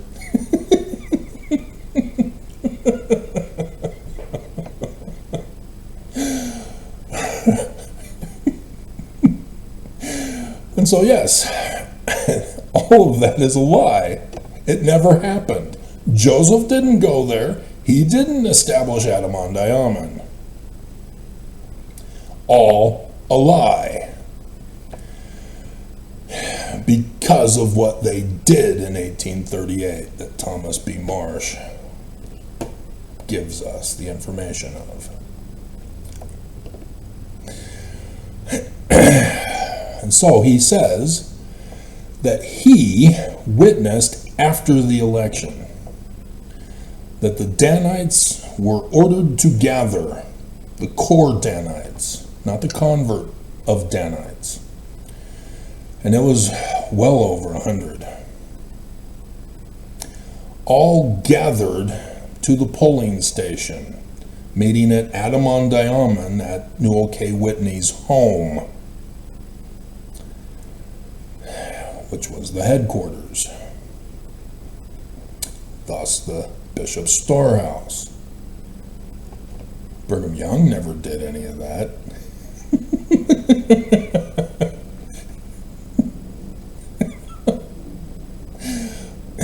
And so this is not an official city, it is not an official ward, therefore Joseph Smith did not establish a storehouse. Newell K. Whitney was not Joseph Smith's bishop. It was still that Edward Partridge guy. Section 85. W. Phelps as the clerk. I can't believe they put out both the same year. 85 being legitimate, having been published in Times and Seasons, I think.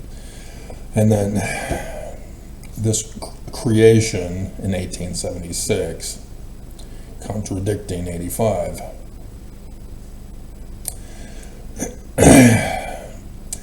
And so, with the war that ensued, the big fight at the polling station, the Danites then went to the sheriff and then to the judge, to their homes, and threatened them. There was a guy claiming he was Joseph Smith. The Joseph Smith papers vindicates Joseph Smith. He was not there. He was still in Far West. He was selling land to Emma. It's a 2-day journey to get to the location where Joseph Smith supposedly was. He was not.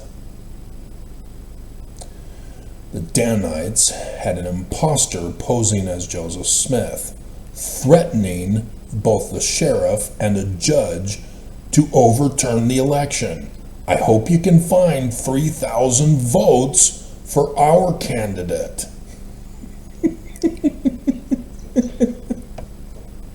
Do you see what the pattern is going on here? Exactly the same. And the same descendants of the originals are doing it now.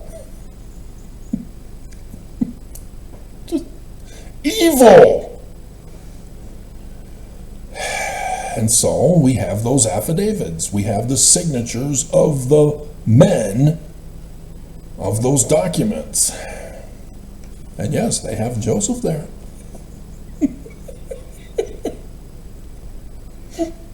Somebody looking like Joseph.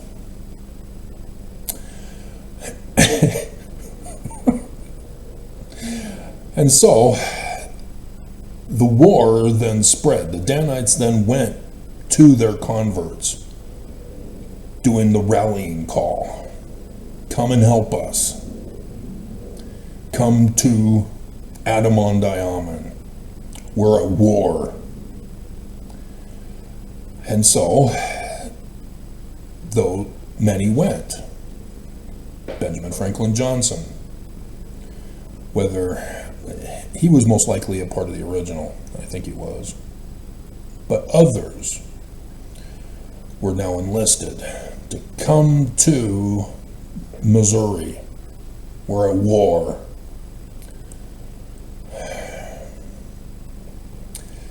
And so this is where the affidavit comes in of Thomas B. Marsh, as David Whitmer also is a witness of this, as others are also.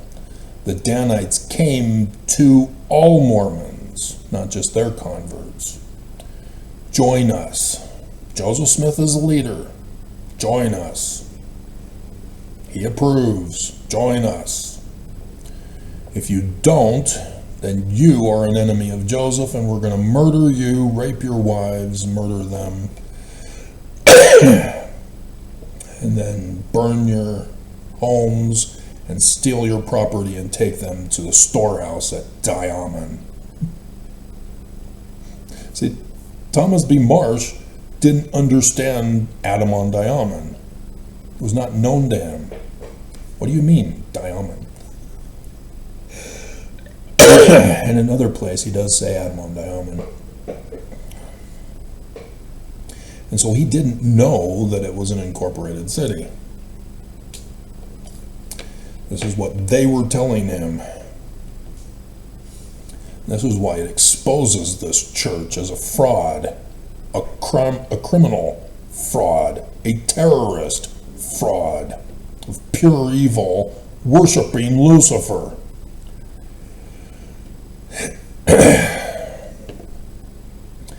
And so Mormons were threatened to join or die, and everything is ruined. And so that's David Whitmer, who went to Oliver Cowdery telling him this, and Oliver Cowdery is horrified that Joseph Smith changed the name of the church to the Church of Jesus Christ of Latter-day Saints.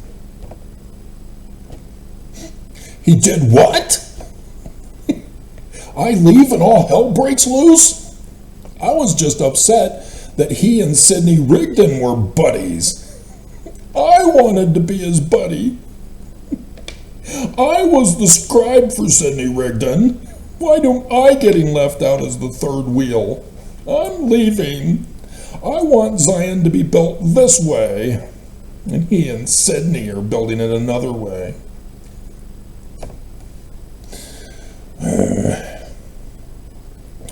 So yes, that's why he then threw out in his anger the false accusation that Joseph was having an affair with his housemaid of 15 years of age. That's where that came from. It did not happen, people. Oh, but the Danites said it did.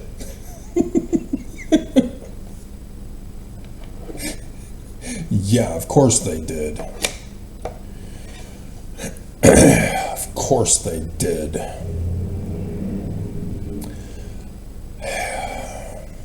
And so, Thomas B. Marsh, he said, oh, okay, well, Joseph Smith is in charge, huh? All right, well, let's go.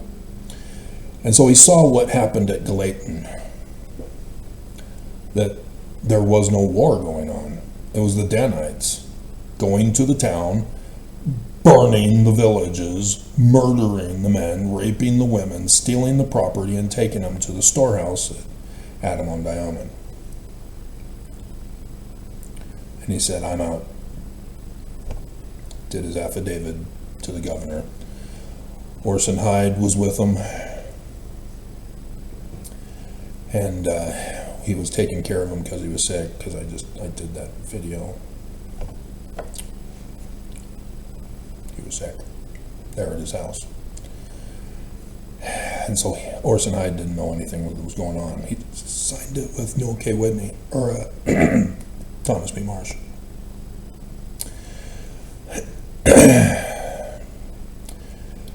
And that's why Orson Hyde came back to the church, whereas Thomas B. Marsh did not.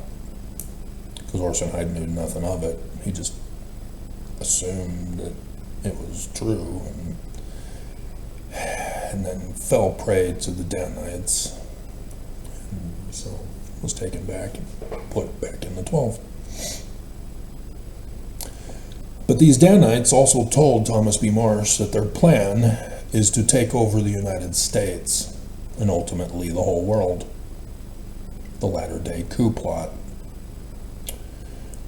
They said they are going to do it. That it was not Jesus. Oh, I don't have that one, do I? Oh, I do. That's where we go to next, I think. So let's get rid of this one. And we can get rid of section 117, forgery. And so there's 19, 132. So there's the extermination order. And okay, I don't think we need the maps anymore.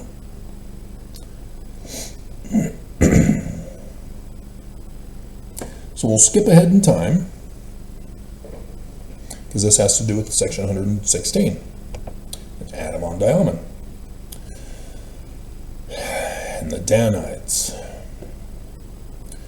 We know that this is all coding for their latter-day plot. Mass murder, theft, coup. Blaming Jesus. Because The Way to Perfection, Joseph Fielding Smith Sr. Under Gathering at Adam-on-Diamond, pages 290 and 291, including the subsections, The Keys of the Everlasting Kingdom, Thrones to be Cast Down, and By the Voice of the Priesthood. He makes it very clear. Jesus Christ is coming from outer space to burn everybody, steal money, and coup all governments of the world. Jesus Christ, the God of love and mercy and peace. Amen.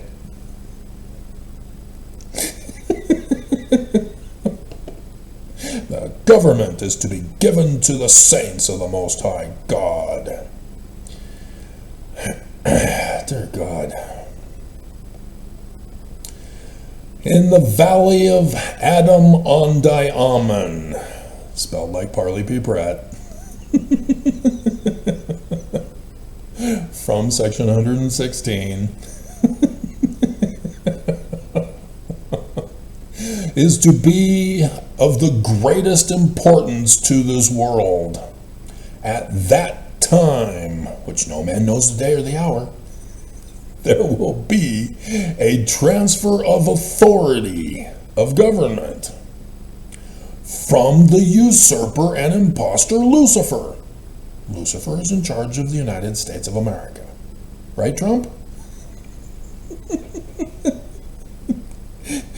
When you understand the bigger picture that I've been going over with you, you realize how evil this church is, with Oaks getting leaked. Evangelicals believe that Trump is doing the will of Jesus in preparing the United States to become the Kingdom of Zion for evangelicals.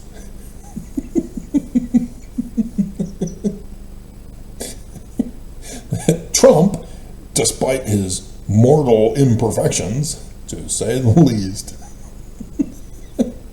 is doing the will of Jesus. Just like King Cyrus of Persia, who let the Jews go. Trump is freeing America from the deep state Dems, commies, socialists, Marxists. It's all the same.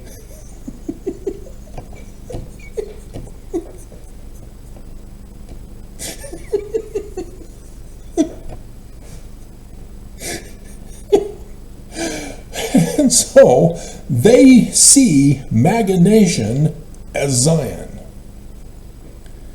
And they're waiting for it.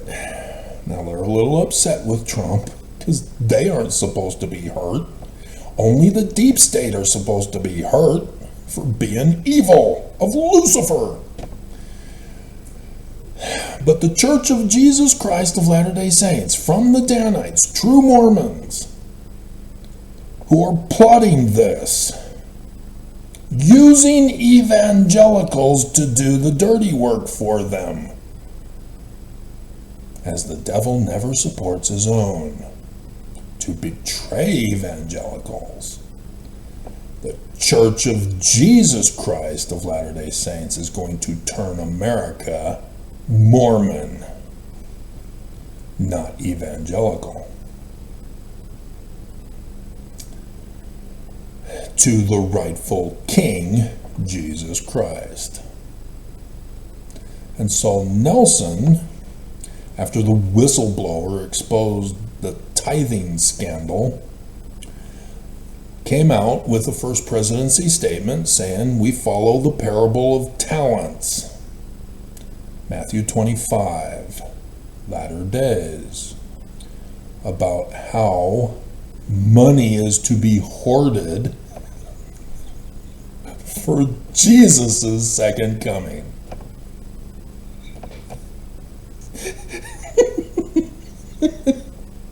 Nelson is confessing that they are stealing money and hoarding it, claiming it's for Jesus. It's the Danite threefold mission of the church. Mass murder, theft,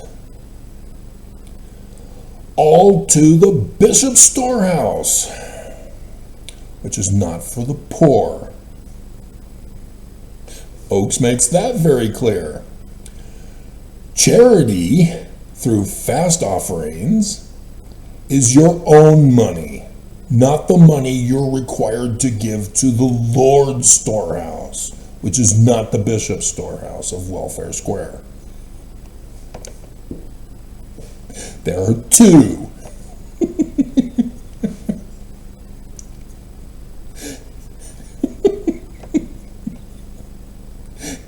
And so thus judgment will be set, and Jesus will assume the reins of government from Trump. Lucifer gets locked up. Remember when I did the video? Of course not. Of course not. But remember the literal history of America? Trump had it stolen in 2020. And January 6th, Mitt Romney almost died. They almost hanged Mike Pence. Hung him. Stupid Brits.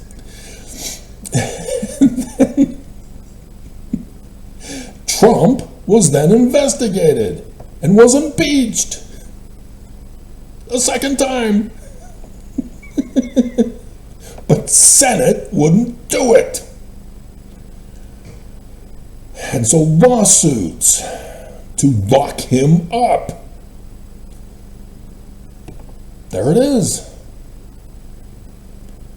But Trump was promised that because it was a test run for 2020 and 2021, he would not serve a single day in jail. He did get a photo op, but he was able to get away with his crimes and run for president when he's not allowed to. You try to coup America, you don't have rights anymore. You're the enemy. Right, Senator Lee? All this to set up for Trump's second coming, to do what he's doing this year.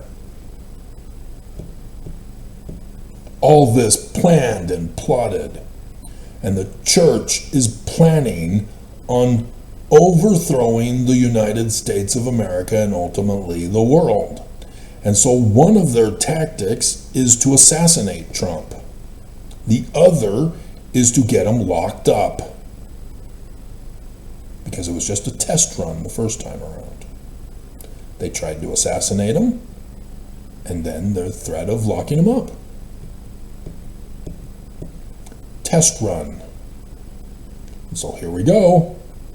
Trump's not listening to me. I'm trying to warn him. He's not listening. He thinks he knows better.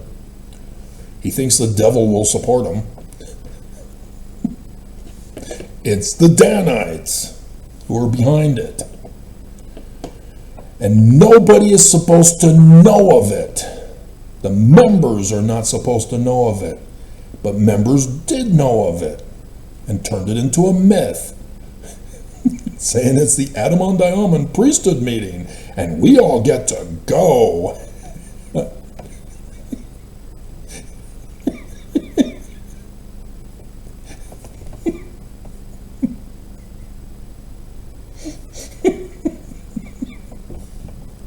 And we'll see Jesus. We'll know the church is true. As the Constitution will be hanging by a thread, the brink of ruin, from original Joseph Smith. 19 July 1840. Benson refers to that also when he says, the Constitution will be saved as prophesied by Joseph Smith. But Joseph Smith is a false prophet. It won't be saved in Washington.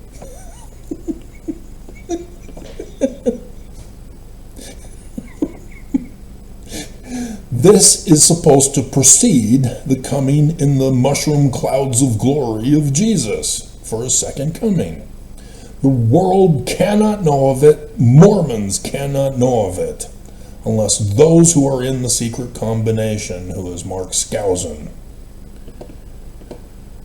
I do these videos for a reason, guys. And so it looks like we're at a station identification break, as now we get to Brigham Young and his fleeing of the country, part 2.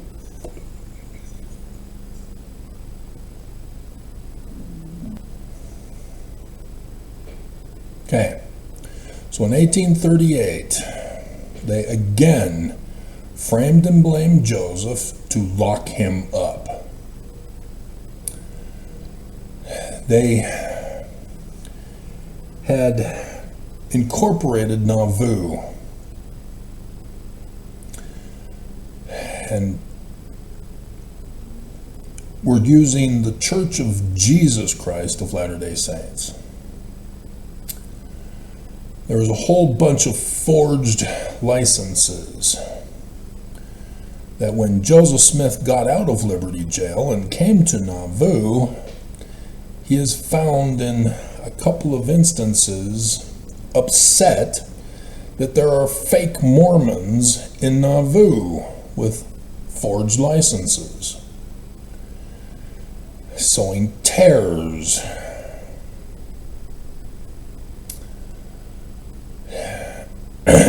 As the leadership had fled the country. with forged licenses, sowing tares in Europe.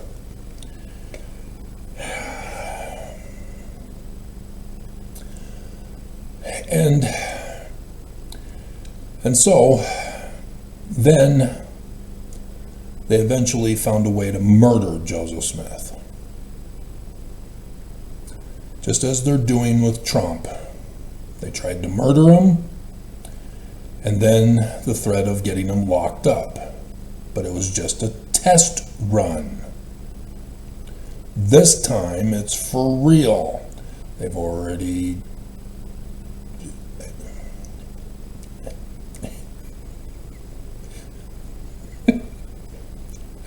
no. They haven't yet. But Trump sure thinks it was. It was an assassination of the firefighter. And I'm still upset with everybody who reports it and doesn't have a clue what they just reported. As if the audience is stupid. It was advertised as an assassination of Trump. That his ear was blown off. You see the blood on his ear dripping down. And yet, despite the patch for a short period of time, his ear is back. 100% brand new, as if there were no wounds, no scars, no holes missing. There was no damage done to his ear. You can see it for yourself. And yet, everybody's still claiming to this day that his ear was shot off. Trump says it himself. My ear was blown off. I was saved by God to make MAGA great again.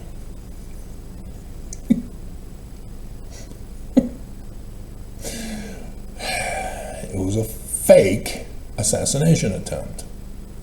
And then there was that other guy near Mar-a-Lago where he was golfing.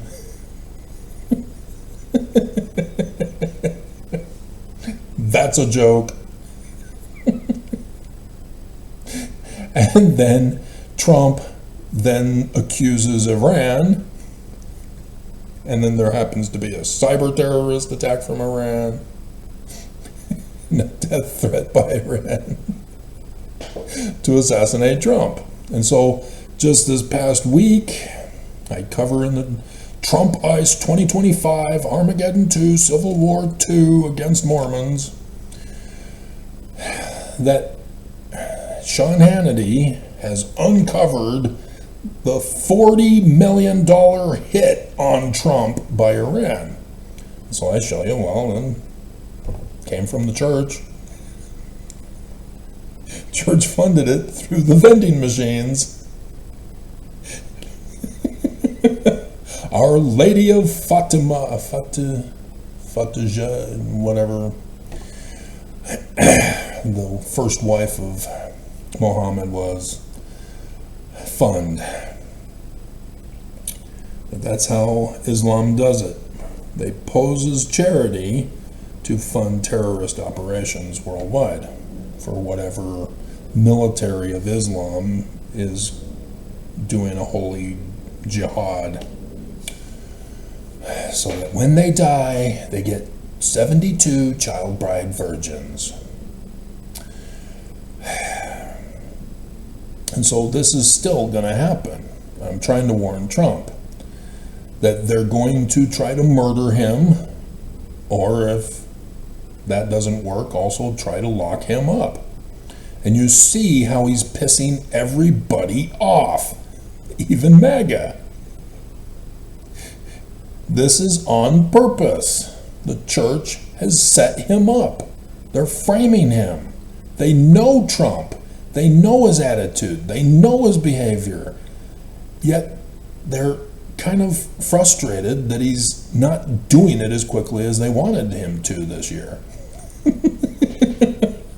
As Nelson had to come out and say, I don't know the day and the hour anymore. I used to, remember? In the coming day, in the coming days, in the coming day, in the coming days. And so if you listen to Nelson, what then happened? All of it was designed to coup America, to steal money, mass murder people, the threefold mission of the Church of Danites. This is what they've been doing all these latter days, as I've been exposing them. And Mormons want me dead and silenced. The devil will not support you, Mormons. You are being framed to be betrayed, to be murdered. And just as the Danites did to every Mormon back in 1838. Join us or die. And they framed other Mormons who did not believe. Thomas B. Marsh, look what they did to him. They got this whole milk strippings defending his wife's honor crap. None of that happened. They lied to take you away from the affidavit, or to explain it away, that somehow he was excommunicated before he was not excommunicated. Because Joseph Smith was in Liberty Jail.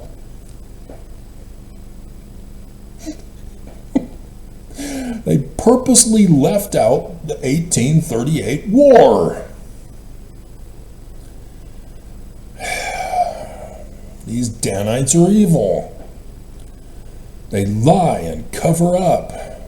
And so Brigham Young, after Joseph Smith goes free, he and his 12 flee the country and head off to Europe. And so the Nauvoo, or the times and seasons in Nauvoo, when Joseph Smith was around, they didn't mention the name of the church.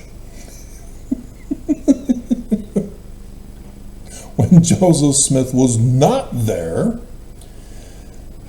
the times and seasons would have in it the name of the Church of Jesus Christ of Latter-day Saints, and would send it to Brigham Young.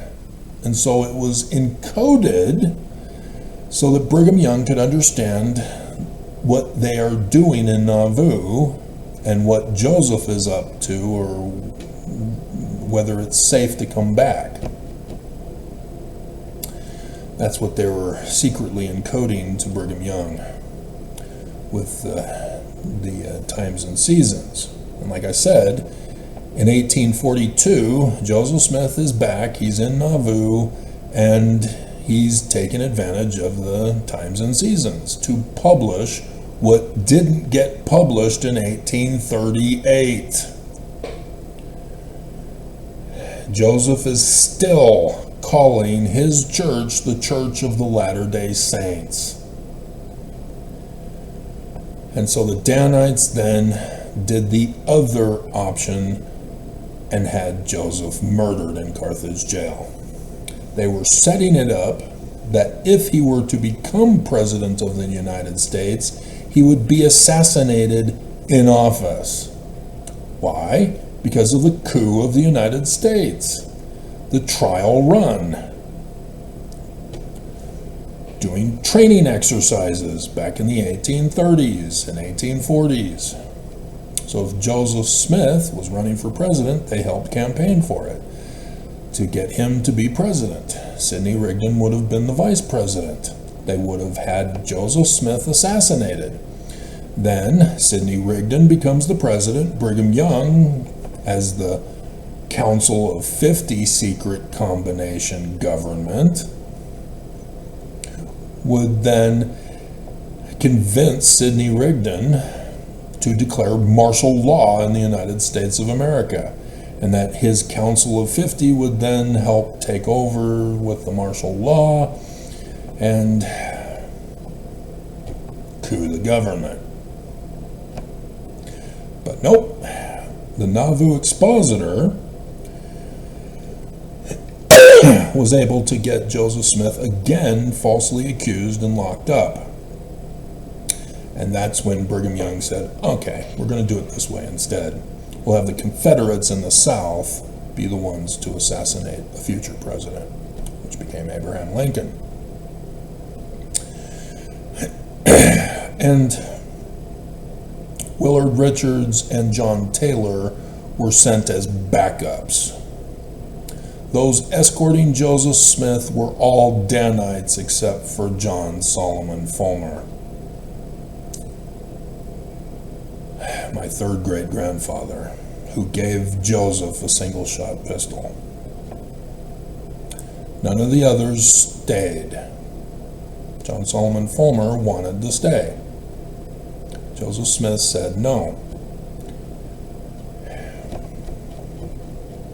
You've got a future Mormon that needs to be born.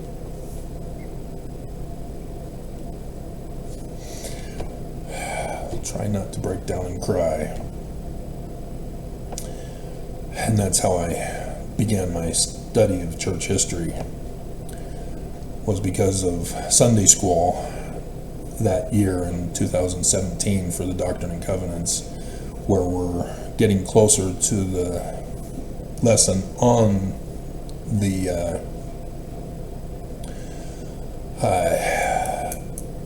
Carthage jail assassination. And my neighbor,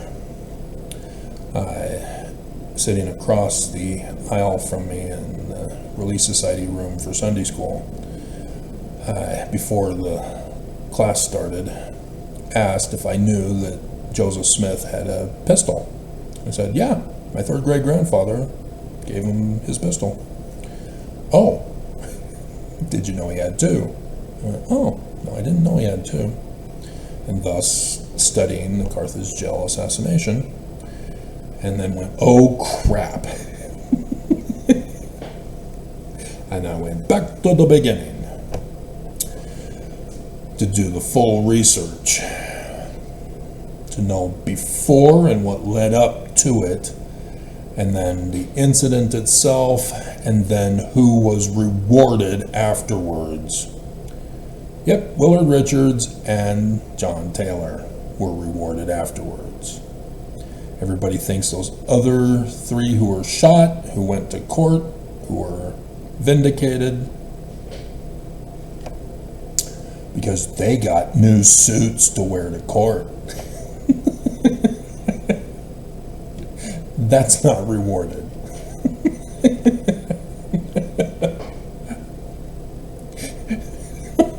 Becoming the next president of Brigham Young's church, that's a reward. To come with him in the Vanguard Company, that's a reward. Dear God, guys, come on, do your research right. Oh my God. Contradictory testimonies, and you couldn't figure it out, huh?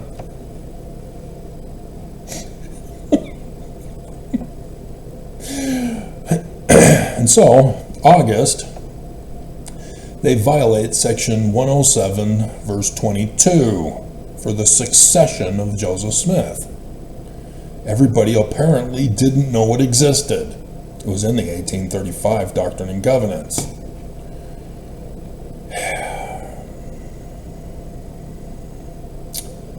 March 28th, 1835, right before the publication of the 1835 Doctrine and Covenants. So Joseph Smith, talking to the new Quorum of the 12 and the 70 for the 12, is explaining their duties and would then license them thereafter. It's a whole long list of licenses, along with this meeting. And Joseph Smith tells them that every single quorum in the church is to vote for their president. That was Brigham Young in 1838, getting Thomas B. Marsh out of the presidency. Brigham Young, with those who were left, voted for Brigham Young to be the successor president. And then Wilford Woodruff, John Taylor, and Johnny Page, was it? Willard Richards get put in to the 12 to fill the fallen before they fell.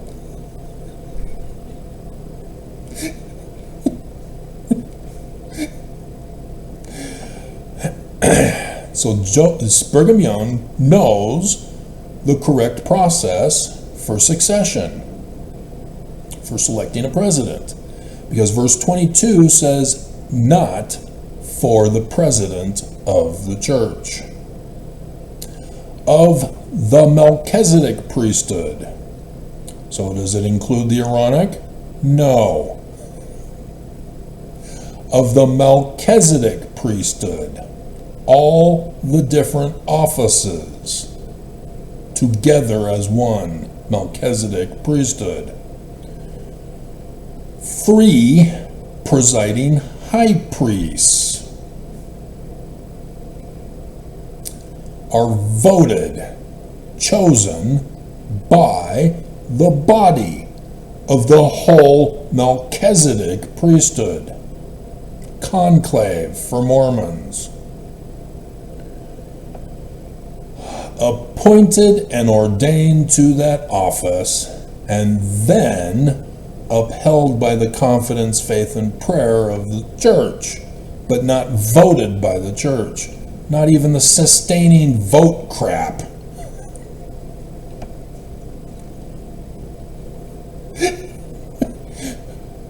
Now form the quorum of the presidency of the church as presiding high priest. So yes, you can vote for whoever. It doesn't say they have to be a Melchizedek priesthood holder. It doesn't say they have to be a high priest. The Melchizedek priesthood votes for who is to become the 3 presiding high priests. Not counselors. Getting all excited. 3 presidents. Well, that has no precedent anywhere else in any other quorum like the 70 of 7 presidents. Exactly. It's not 1 president and then 6 other counselors. How could you botch this? And so the manner in which they should choose is then given to you in 91 to 92. The duty of the president, and after Joseph is dead, 3, of the office of the high priesthood is to preside over the church, the whole church, and nothing but the church, and to be like the Jewish Christ, Moses. Behold, here is wisdom, to have the gifts of seer, revelator, translator, and prophet, not name only, not titles. You have to have the gifts, and that's why they would vote you in. You demonstrate the gifts of seer, revelator, translator, and prophet. Now, you can't have it for the whole church because you haven't been voted in yet. But once you are voted in, then your gifts of seer, revelator, translator, and prophet then can apply to the whole church. And so every single Mormon is supposed to be taught about dream interpretation, days and hours of astronomical signs in the heavens, being taught Hebrew, Egyptian, Greek, Assyrian, Hittite, and predicting of the future. The school of the prophets. First rule of leadership is train your replacement. But until you are the leader, you cannot lead the whole church. There are a couple of instances of scripture where somebody thought that they knew how to run Zion. Like Oliver Cowdery, who left. And the one who wanted to look in a seer stone and say, oh, this is how we should build Zion. No, you are not in authority to do so. Yours is wrong. Oh, you want an economy in Zion, do you? A monetary system, do you? Get the hell out of here. Oh, you created your own scriptures in a gibberish language that only you can translate. Oh, you have a forged document saying that you are to be the title. Real simple stuff. Don't get conned by con artists. And you do. And so instead, the August conference was Brigham Young, Sidney Rigdon, and Lucy Mack speaking. And then everybody went their own way. The Danites and those converted by the Danites followed Brigham Young. Thus was the majority. Remember, they were sowing tares, destroying Joseph Smith's religion. There were some who followed Sidney Rigdon. Sidney Rigdon did not want to be the president. He knew the process. It had to be a vote. He knew of the latter days. He was asked to write the Book of Mormon and then was rewarded for it. And so he said, I will be the overseer until the latter days of the coming of the Mormon who would be the Christ. And then after he died, his church went their own way and became full Christian.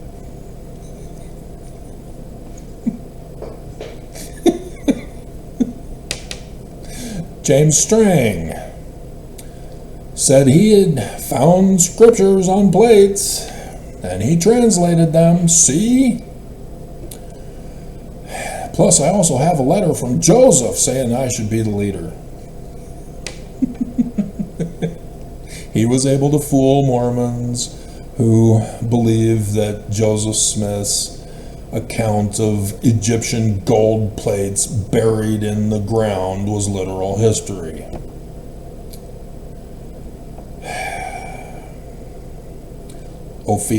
Alpheus Cutler of the Quorum of High Council 12, the leadership administration. He tried to follow Brigham Young, but after the Nauvoo Temple was finished in January, and then April 6th came and went, and then the anniversary of the Illuminati, May 1st, the Nauvoo Temple was then dedicated with the inverted pentagrams of Lucifer of the Illuminati on it. Dedicated. Alpheus Cutler said, oh, hell no. I'm out.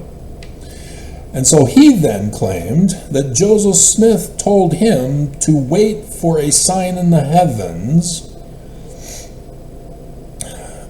for the restoring of my church, Joseph's church. And so he prematurely created a sign in the heavens of the moon in Pisces, and therefore believed that that was the start of the church that Joseph Smith was talking about, and he formed his church, which I don't think is in existence anymore. I'm not sure about that. But that's what he was doing. He knew, and yet he didn't. He was not listening to Joseph. Okay? So Brigham Young also claimed to have a letter from Joseph Smith. As the president of the 12, he then claimed Joseph Smith said the president of the 12 is supposed to be the new president of the church. Well, no. And yet, to this day, all Mormons believe that's the way it was. Dear God, a bunch of illiterates. Liars and deceivers of Lucifer's exclusive Mormon doctrine to lie and deny. Unbelievable. And so Brigham Young got banned from being a Freemason lodge. He was involved, even in Joseph Smith's time, bringing in just every Danite to be a member. And the Warsaw Lodge had some older generation, pre-9/11, 1826ers in it, who wanted the strict codes to be enforced, and not happy with the Grand Master, who allowed Joseph to be a Master Mason, not one of them, who have been a member forever and were loyal even after the destruction, Armageddon in America, and the burning. And so, yeah, the Nauvoo Lodge was disincorporated. And so Brigham Young then turned his temple rituals into the Freemasonic Lodge stuff. Brigham Young added the endowment. Brigham Young added the covenant paths of binding yourself to yoke yourself to Jesus. Brigham Young created the underwear with the marks of the square and the compass. And that every Mormon, despite being righteous, must also bow the knee and confess Jesus as the Christ. Only the wicked, according to Joseph Smith. Section 76. These are they who will bow the knee and confess. Nonetheless, Brigham Young was doing his own thing, making changes. Section 119 was brought out. Guess what date it was given?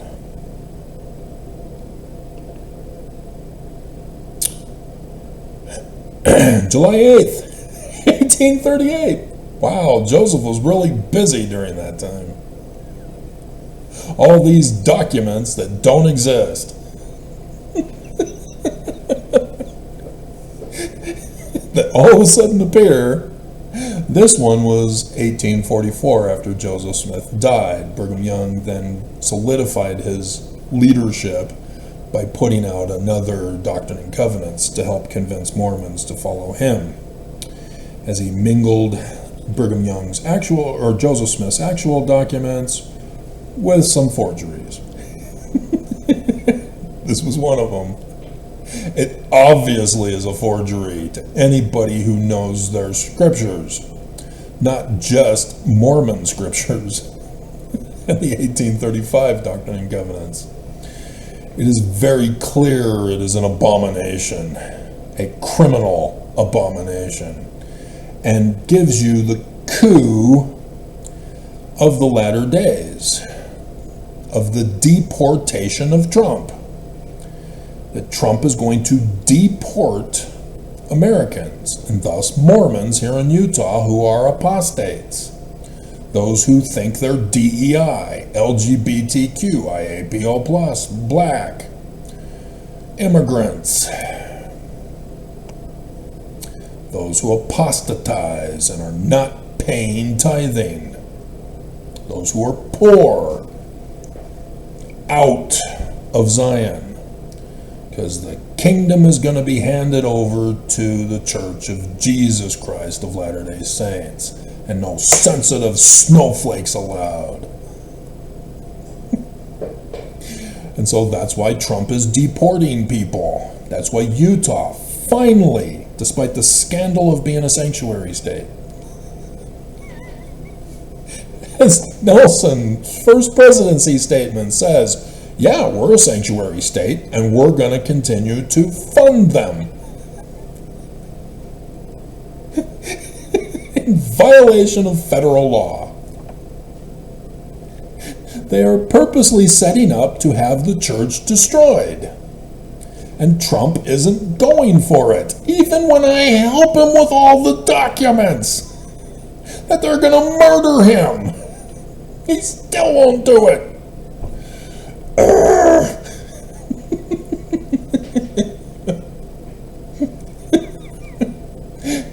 You see, this is supposed to cause a civil war. And Trump is supposed to be murdered or locked up in prison. But America will fall. The federal government fall. And so the church, delaying the inevitable as long as they can, will then remain to establish their Zion, having authority over the land again.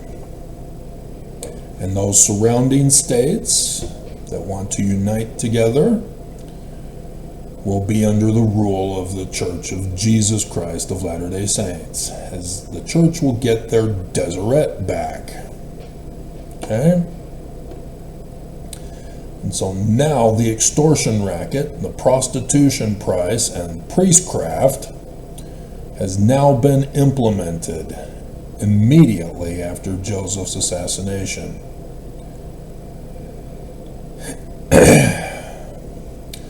They, in 1846,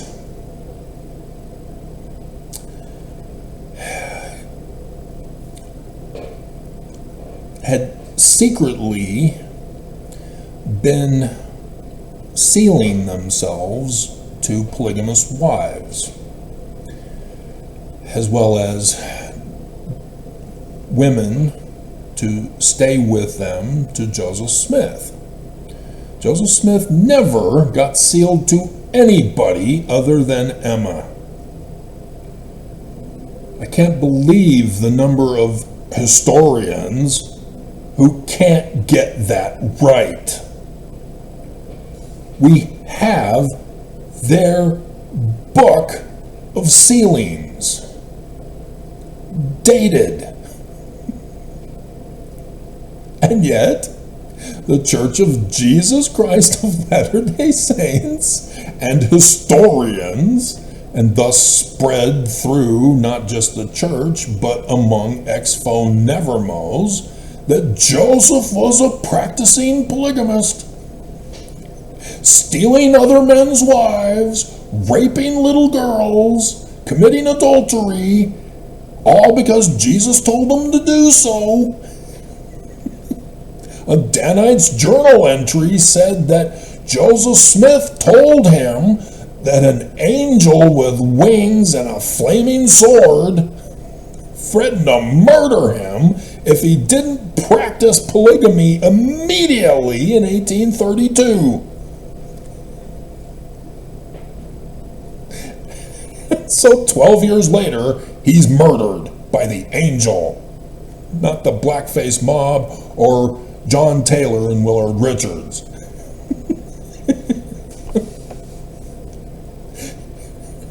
Joseph was disobedient to polygamy, but he established it in 1843, which Brigham Young came out in 1874 in a talk that Joseph Smith was too mentally retarded to figure out the law of polygamy. I came up with it without authority while on my mission fleeing the country to England.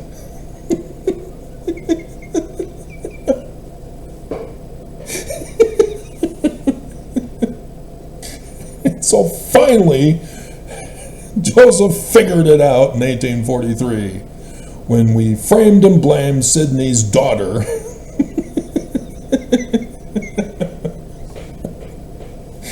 for being a part of it, which she wasn't.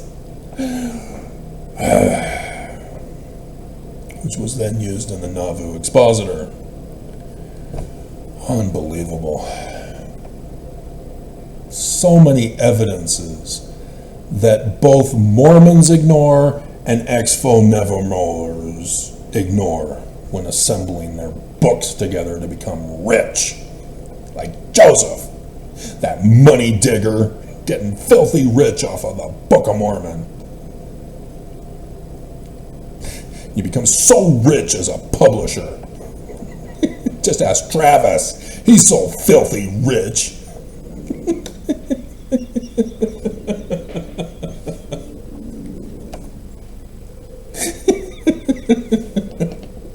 He's so filthy rich, he now only publishes on academia for free.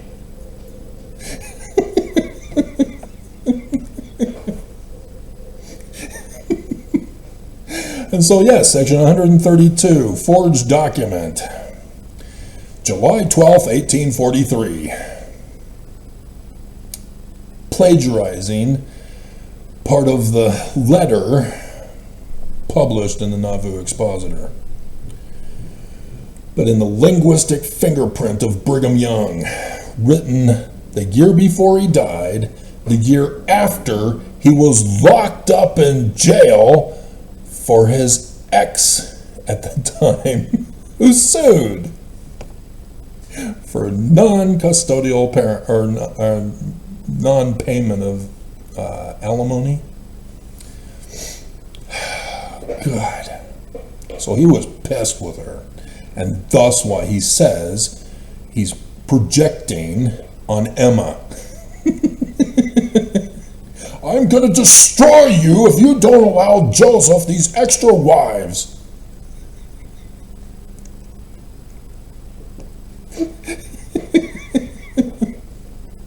It's blatantly obvious what's going on when you know the whole context. And you do the research. But yes, forged document. And so Nelson, knowing that it's now the latter days, they're going to run a test the next year, changes the temple endowment. Now the law of chastity says polygamy. Nelson, when Monson was still alive but on his deathbed, changed the policy to allow 11-year-old girls to go to the temple. Isn't that great? Yep, child brides are now 11 years old. And Mormons are not obeying. What happens if you don't obey, Mormons? Oh no! Oh no, Mormons! Oh no! You gotta do what Ballard did. Leaking tithing to Tim Ballard and getting caught. We can't have you testify, Ballard. I'm sorry, but you must do the honorable thing and keep your covenant path. Bye-bye.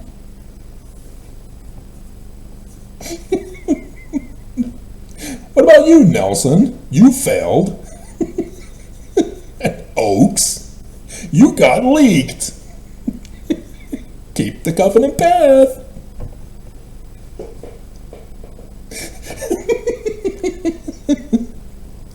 So that's all of them failed. All of you have to go. Kind of have to. Oh no. Hey, I'll take over if you want. You did say you're going to give it all to Christ when he comes. God, unbelievable. How hard is it?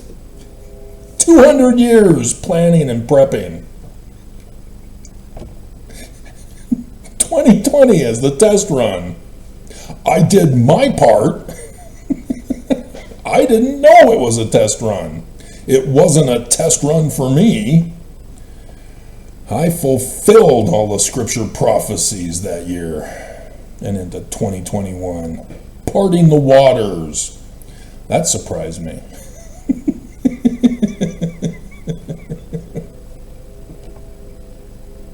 Oh, it's literal, is it?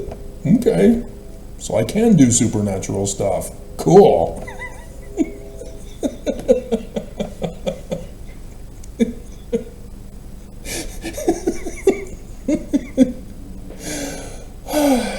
Just unbelievable. A test run. And I didn't find out until last November, when others found out and it got leaked back to me.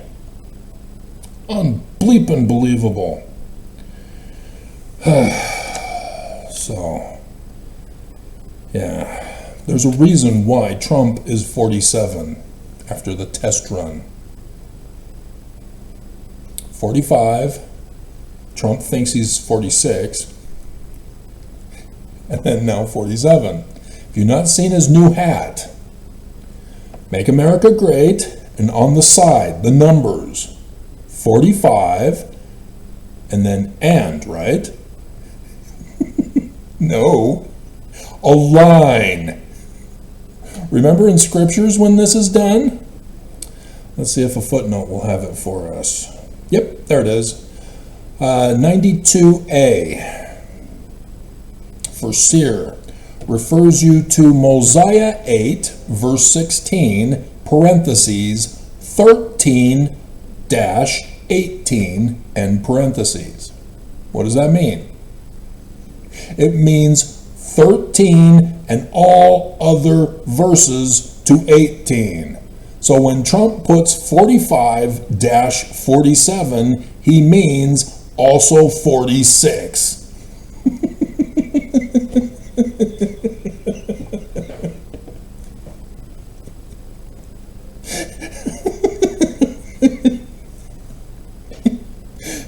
They planned this. And not only did they plan this, they planned it in their planning of the planning of it. Thanks to Stanford providing me with the original document. Unbelievable. And so, going back before we get to this, to 1846, Brigham Young is already planning to flee the country. He anointed himself king as the second anointing. That's what it means. Can't believe how Mormons are stupid on this. That he is now the Christ. He knows and understands Joseph Smith is the Christ, the Messiah, Ben Joseph. He is not stupid like they've made you. He now is the Christ, Jesus, of whom the government is going to be given to him by Lucifer, the President of the United States. They know this. They understand it. That's why they're encoding all of this, so that ignorant people don't see it and think it's a religion.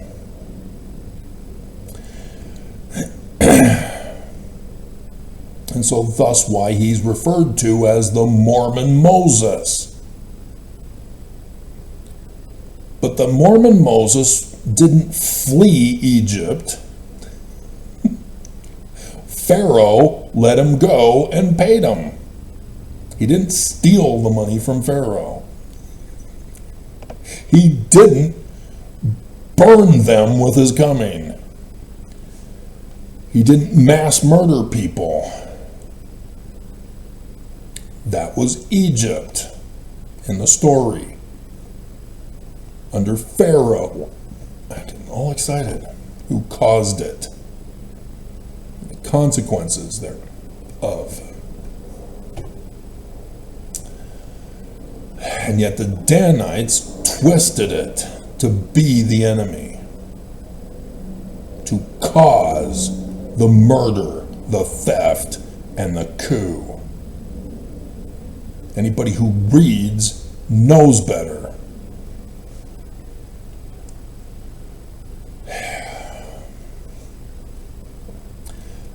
And so Brigham Young had to flee the country. He had set up and framed Mormons. Even after Joseph is dead, people still blamed all Mormons. It wasn't just a framing of Joseph Smith to lock him up and then murder him. It was also a framing of Mormons who got locked up on occasion and were murdered. What the Danites did was pure evil. And here they are, again. He is planning on fleeing the country, abandoning the Nauvoo Temple, abandoning Mormons. Only the Vanguard Company left, and a group from England that set sail on a boat to get all the way around to land in California. Not to the eastern states, to come west with the Vanguard Company. That boat was specifically to go all the way around the world to California. Brigham Young planned and plotted this.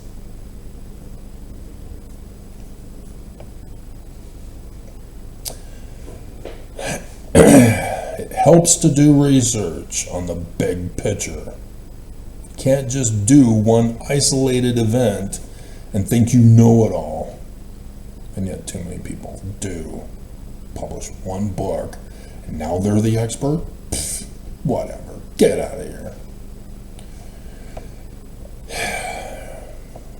And so the days of 47 are about Brigham Young fleeing the country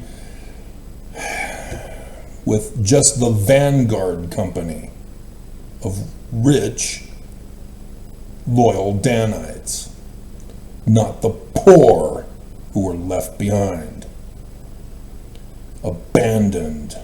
The devil never supports his own. And for this, we need to remind you of Brigham Young fulfilling the test run, pattern run, for section 101, starting in verse 51, which Joseph Smith expanded upon in 19 July 1840, exposing that Brigham Young is the enemy, for which Brigham Young was pissed and didn't publish it. But we still have section 101, verse 51. And the enemy came by night, broke down the hedge, and the missionaries of the leader of the church arose and were affrighted and fled the country. And the enemy destroyed the temple and Temple Square and the Mormons and the genealogy centers and the churches and deported the Mormons.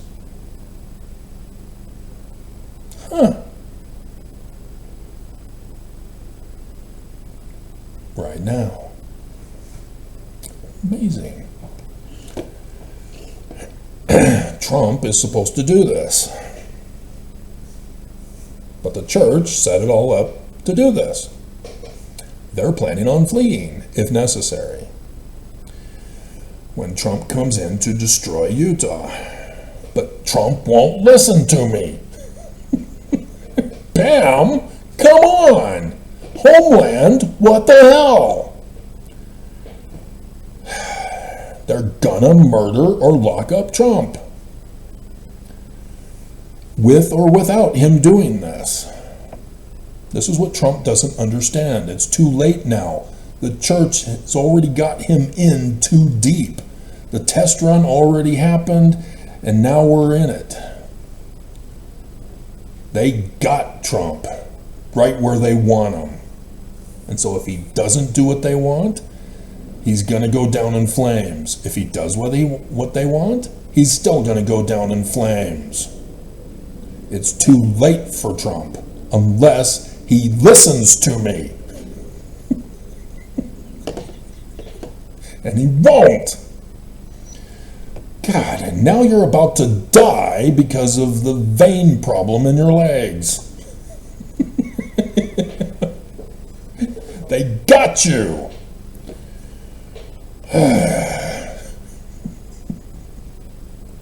Nobody listens to me. What the hell? So, 47 is an Illuminati number, as I would go on to find out.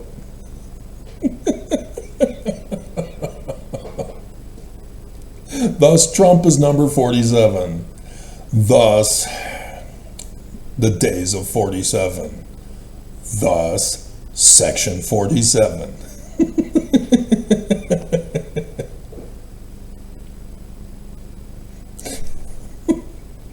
Brigham Young gets here in 1847, murdering the natives to claim the land as his. And there are mass graves in Utah, as we're finding. And he sets up forts to mount a defense, to secure the land. But then in 1848, Mexico seceded the land to the United States. So then Congress then had to pass the law to territorize the various locations, and thus it became the territory of Utah, which included Wyoming, some Colorado stuff, Montana, I think, even Nevada, whatever the boundaries for the territory of Utah was. They had known that Brigham Young was the leader of the little band of terrorists, and they sent him a letter saying, "You can be the first governor of the territory of Utah." So Brigham Young knows this, and he's the governor. He calls himself the governor.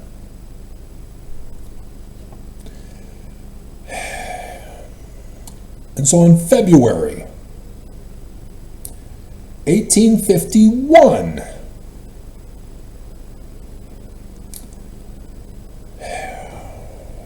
where he knows he's governor of the territory of Utah, the year after, in 1849, Brigham Young then incorporated the Perpetual Immigration Fund. Notice immigration. Deport, illegal citizenship,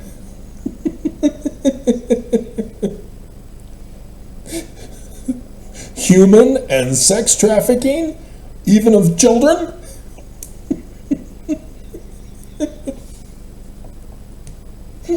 All from the Danites.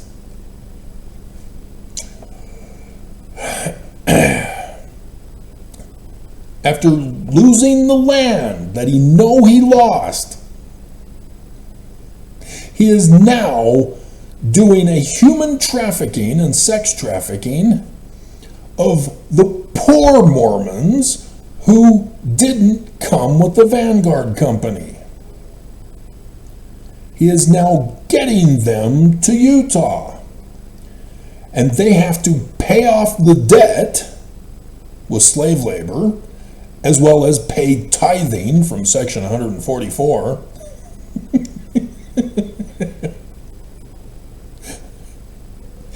And in 1851, he would then order polygamy for all, but not yet for the other Mormons. Only the Danites were still secretly practicing it, as they did under Joseph Smith, without Joseph knowing of it, who excommunicated any and all who he caught practicing polygamy, wife swapping, adultery, or child rape.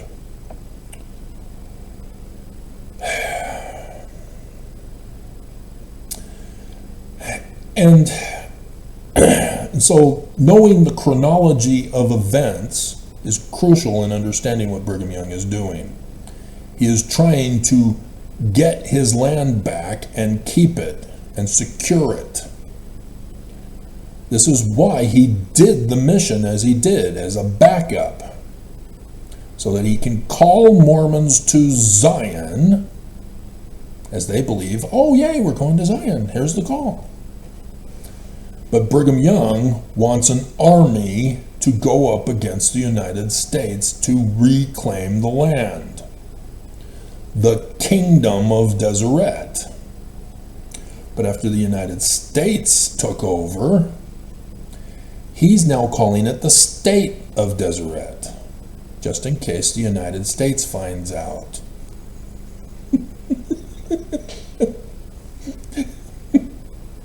Oh, we're going to call it the State of Deseret. Oh, you called it Utah Territory? Oh, our bad. We just... Kingdom. He was anointed king.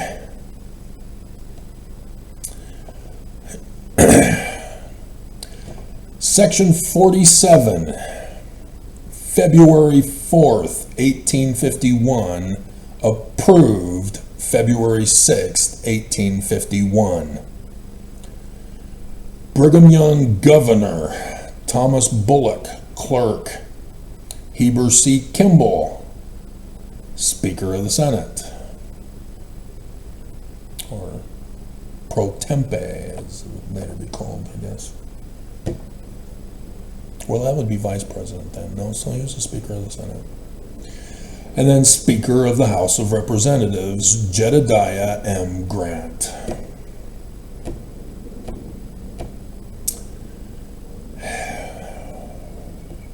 Section 47. The Illuminati Code, Adam on Diamond, mass murder, theft, coup of government. Under the State of Deseret,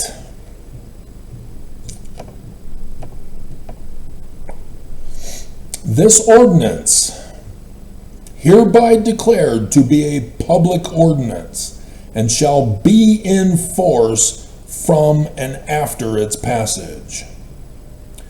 An ordinance incorporating, pay attention, Mormons, for the first time ever, an ordinance incorporating the Church of Jesus Christ of Latter-day Saints. Never before, now all of a sudden.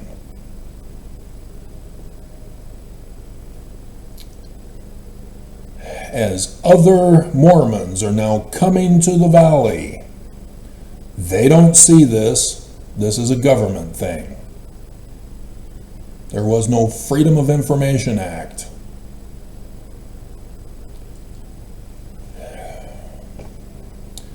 Mormons are now coming who believe that they are in the Church of Jesus Christ of Latter-day Saints. That the Book of Mormon is another testament of Jesus Christ. That Jesus is the Christ. That the religion is Christian. All are illiterate. And so, Brigham Young now realizes he better incorporate the Church of Jesus Christ of Latter-day Saints.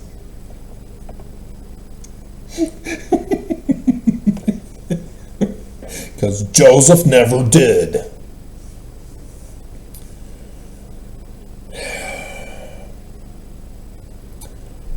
And so, thus, when they get here, the missionaries have to go out and convert wives for polygamy.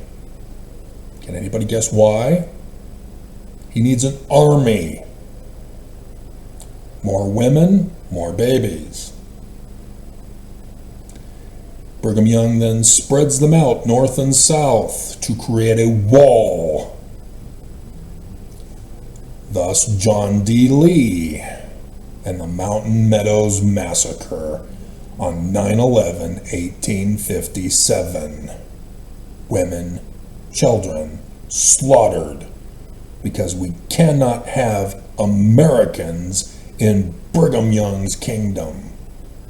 Nobody shall pass.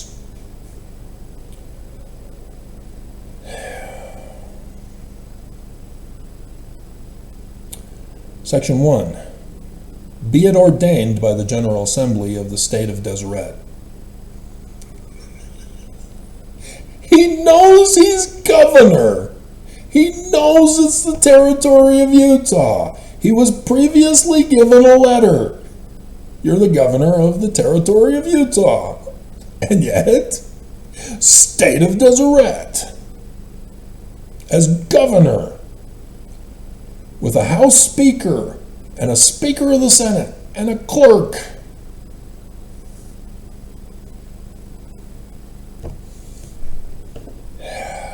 They were cooing America from the very beginning.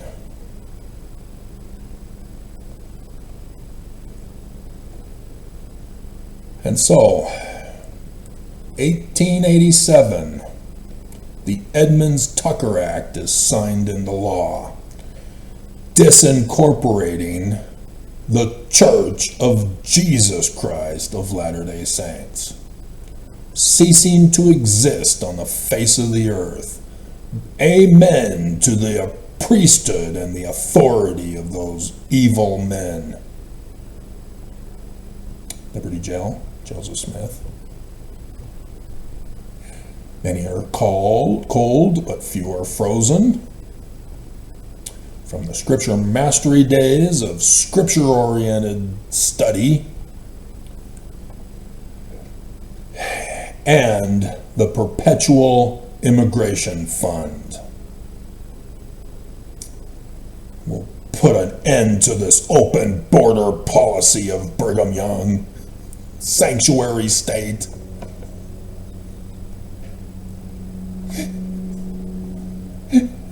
Birthright citizenship.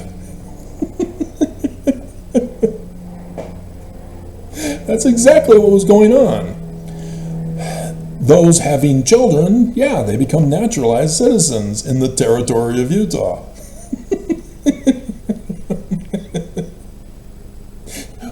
But when they paid off the debt coming from England, they were given citizenship by Brigham Young. No, you can't do that.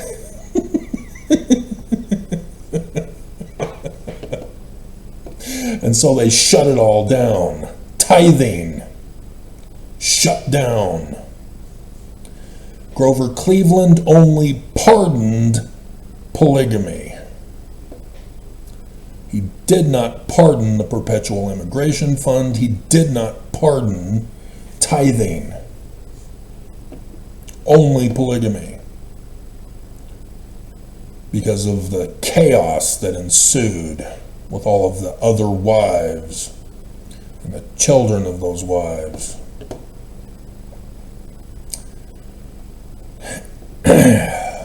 Oh yeah, Section 85. Brigham Young brought out Section 85 also in 1844. So that would be Section 100 or 103. No, it was. Hold on.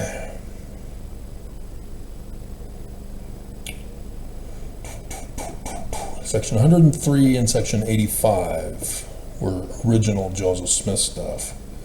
But I think it's Section 103 that was the year before Brigham died, and Section 85, therefore, would have been immediately in 44 with Brigham Young's new Doctrine and Covenants. Nope, 103 was 84, or 44. Okay. Interesting. Because Joseph Smith did not publish Section 103 in the 1835 Doctrine and Covenants. But Brigham Young published it. And it was stupid of him. But you can see what he means when you go to it. As I've been going over it with you as a prophecy of the latter days. And you don't believe. You think it's Joseph Smith risen from the grave.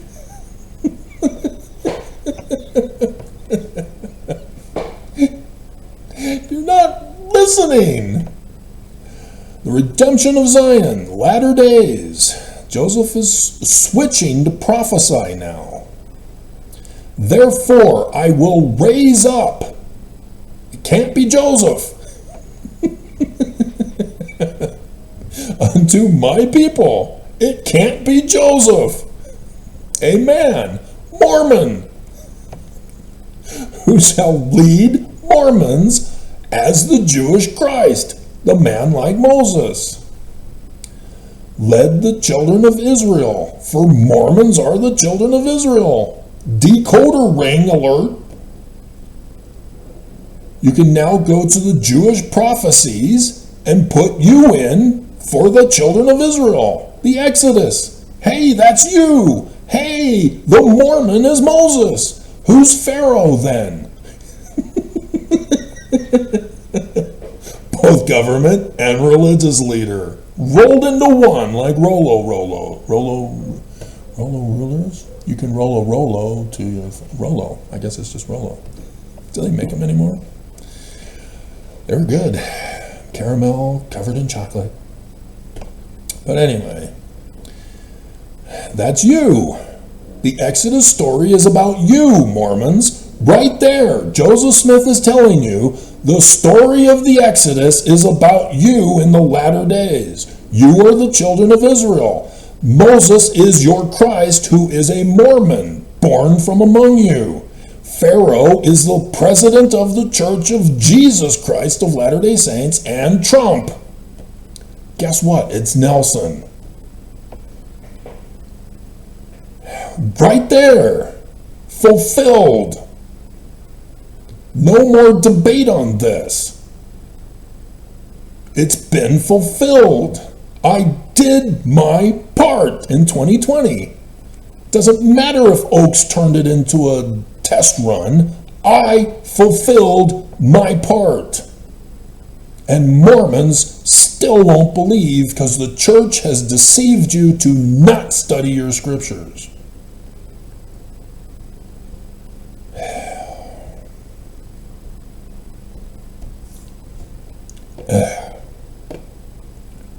Unbleeping believable.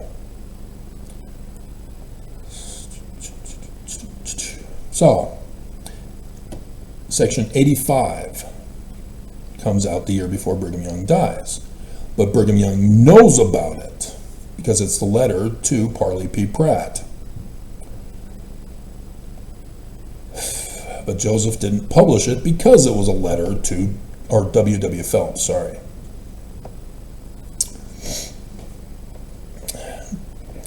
W. Phelps is the clerk.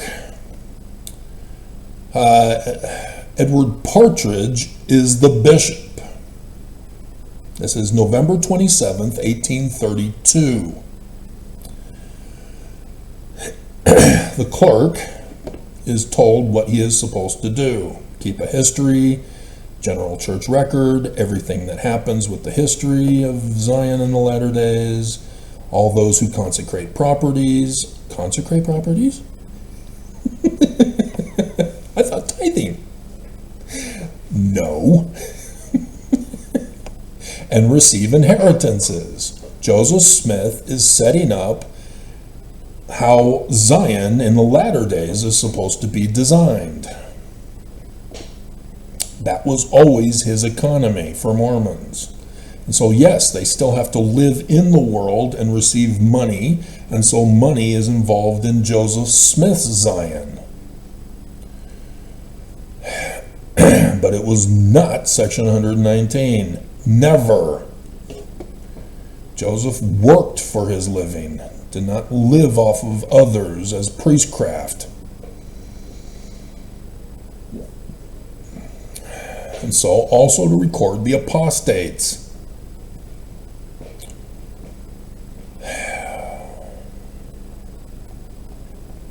And then he switches and talks about the future in verse 7. Verse 6 is making it very clear. I am now getting revelation for the future, getting inspiration. Going to tell you about the future now. Deuteronomy 18, verse 15, the man like Moses. I'm going to call him the one mighty and strong.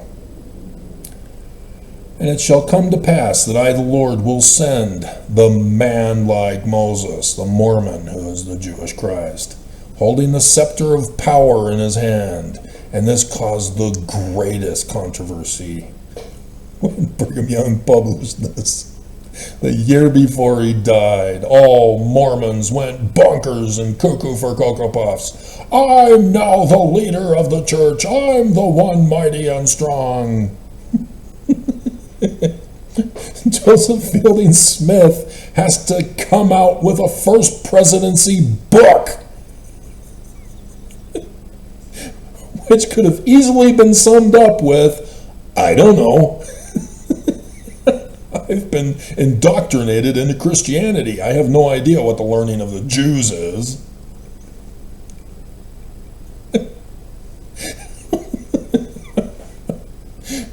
To set and order the temple. So it's not the bishop. It's not the clerk.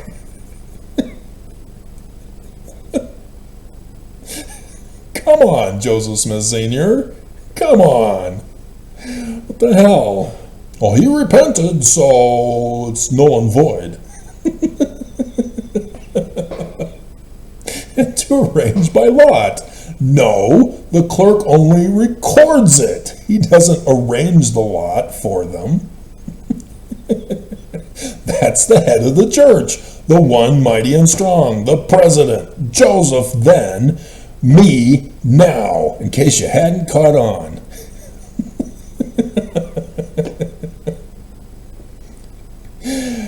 Of those who are found in the book of the law. This is the future. Joseph did not have a book of the law. The clerk was supposed to record it. But leave it to Brigham Young, who knew of this in 1842 for his Danites. In 1842, the Joseph Smith Papers, as well as Nelson, rushing out right before Thanksgiving 2023, so that on 9/11 of the Jewish calendar, I do a 6-hour video series. We're already at 3 or 4 now.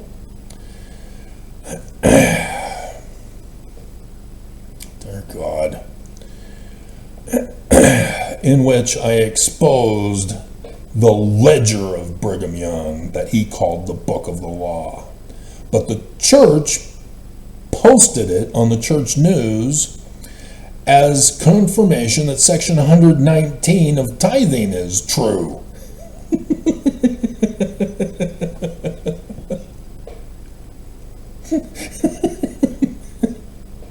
See, Brigham Young was a secret combination. He had a secret combination government, a secret combination economy, and a secret combination religion. God. Real simple to figure out. Now, Al Capone got busted for his ledger because he didn't report it to the IRS. And that's how they got him, was failing to pay taxes. And so the Perpetual Immigration Fund with tithing, that was the United States shutting down Brigham Young under John Taylor.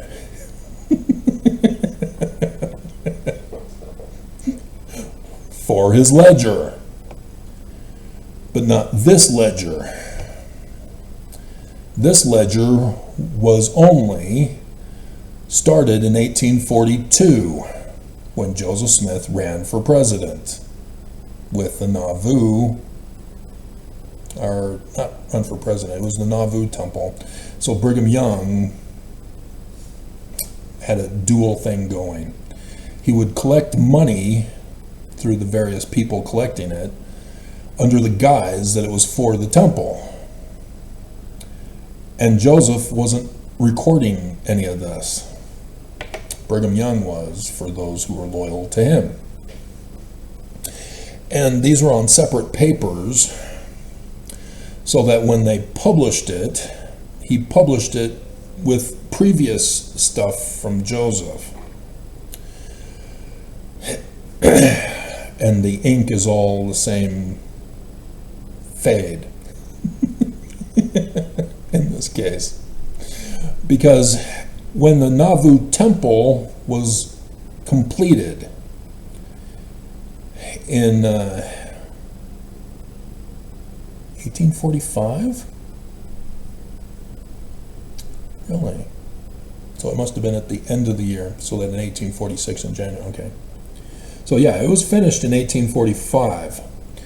And Brigham Young posed for a painting in the Holy of Holies of the Nauvoo Temple, in which you see a library of books that had a curtain drapery to cover them, and there's a table in which he had the 1844 edition of the Book of Mormon, the 1844 edition of the Doctrine and Covenants, and he published his ledger and called it the Book of the Law.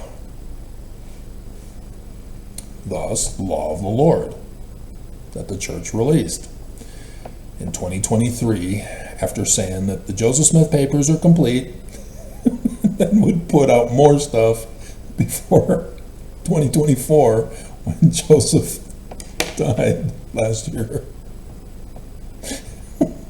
That was their acknowledging the death of Joseph. God.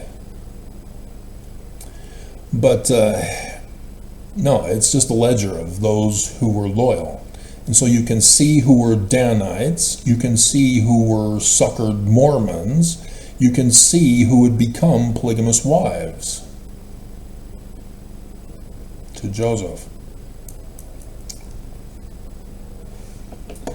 All getting suckered by this salesman Khan.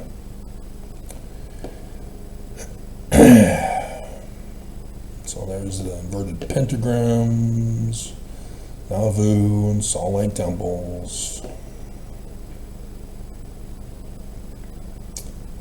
Yep. Okay? And so, that's what the Book of the Law is for, and I've gone over it with you. When the fall of the church happens, and the transfer is made to me, I will then put out the call worldwide to Mormons in section 133,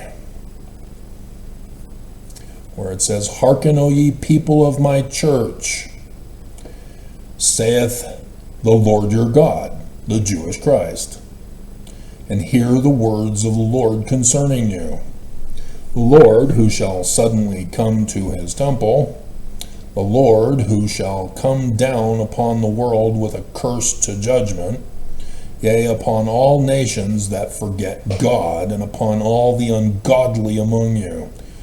For he shall make bare his holy arm in the eyes of all the nations, and all the ends of the earth shall see the salvation of their God.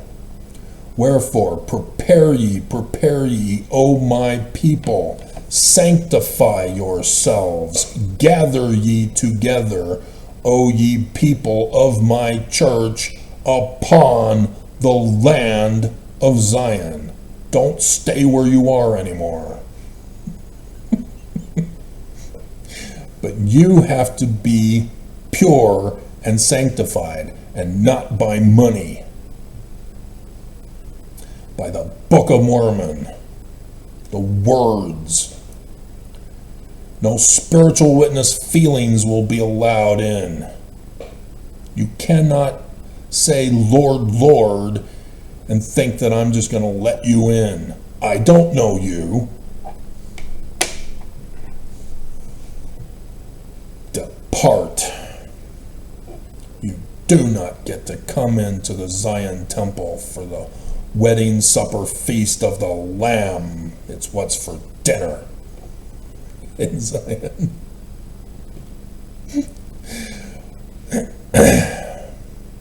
Go ye out from Babylon. And who is Babylon? Did you forget already? It's been a couple hours.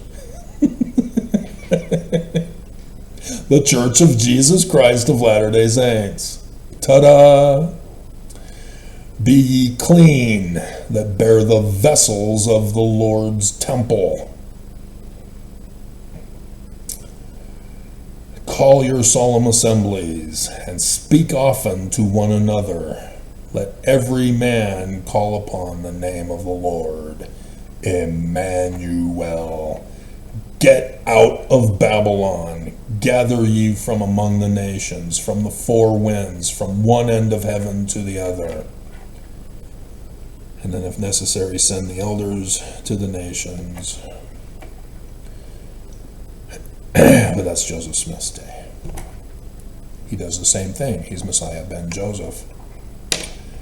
You didn't watch those videos, did you? You don't know.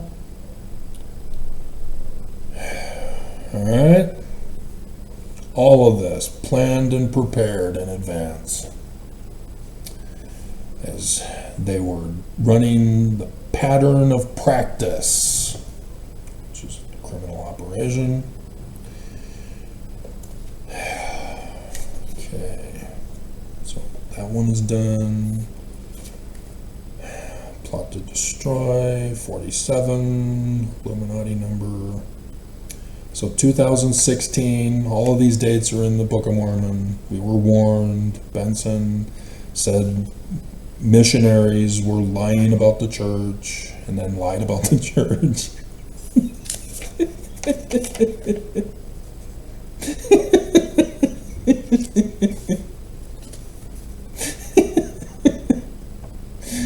And then fleeing.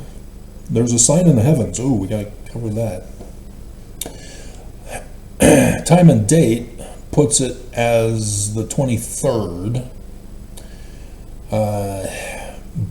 But the over Utah, it's the 22nd. So good, you cooperated. The moon is by Jupiter, and it's a crescent moon, so that Jupiter, the Christ, is blowing the trumpet. I'm really hoping that that would be it. I could hold this video until then to make this video the trumpet. But that's the conjunction that is coming. Apparently today the moon occults the star cluster of the Pleiades. So I could do that for today. Gotta do some checking on where the Pleiades are. I think it's in Taurus, isn't it?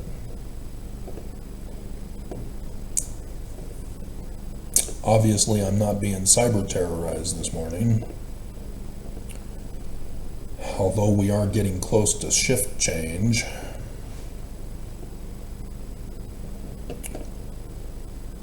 So hopefully I won't be frozen here at the end of this video.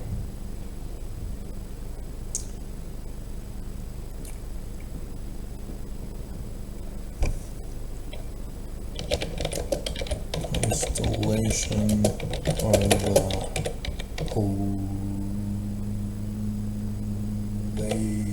Pleiades in? Ooh. Ooh.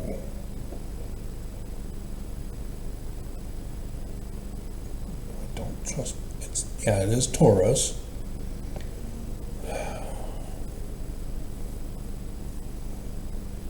Which you can find by Orion, which is the trumpet horn also. Interesting. Come on. Faster, faster, faster.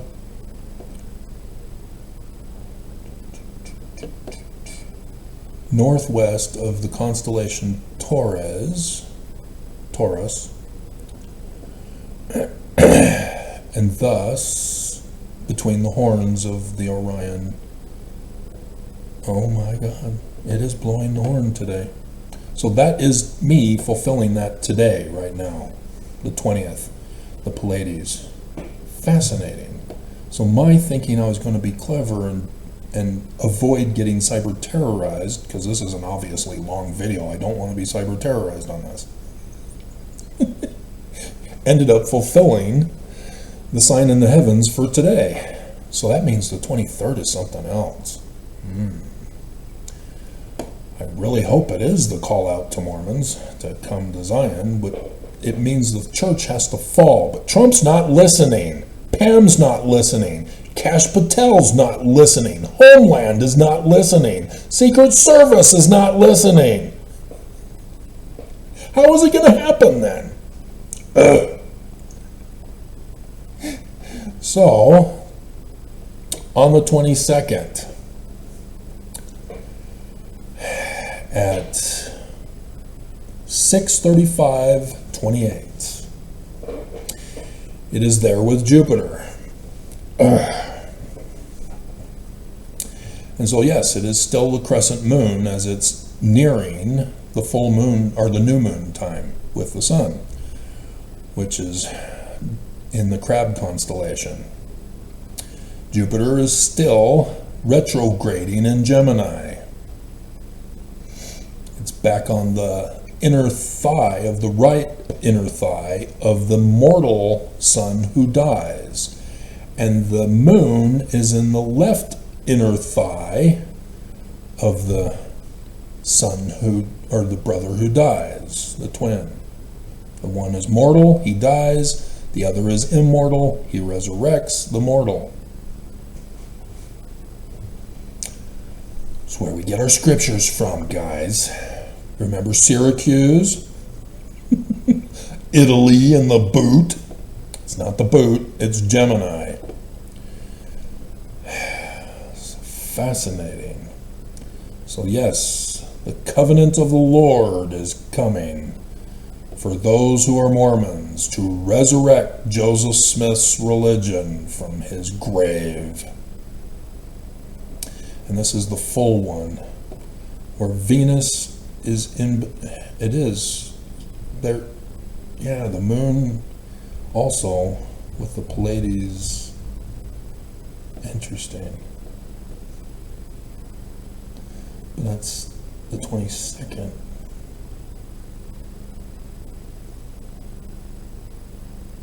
Okay. Fascinating. Because, yeah, it's still in the Orion trumpet as well, which is Osiris from the Egyptians. And it always reminded me of the shofar horn. And sure enough, whenever the moon was there, there was a message about the church. I ran the tests. So there's the Pleiades and Taurus. Okay. And so then 2 days later, yep. So the 21st, it would be by Venus. In between the horns. Wow. Yep, and Mars is on the crown of Virgo as the head of the church still.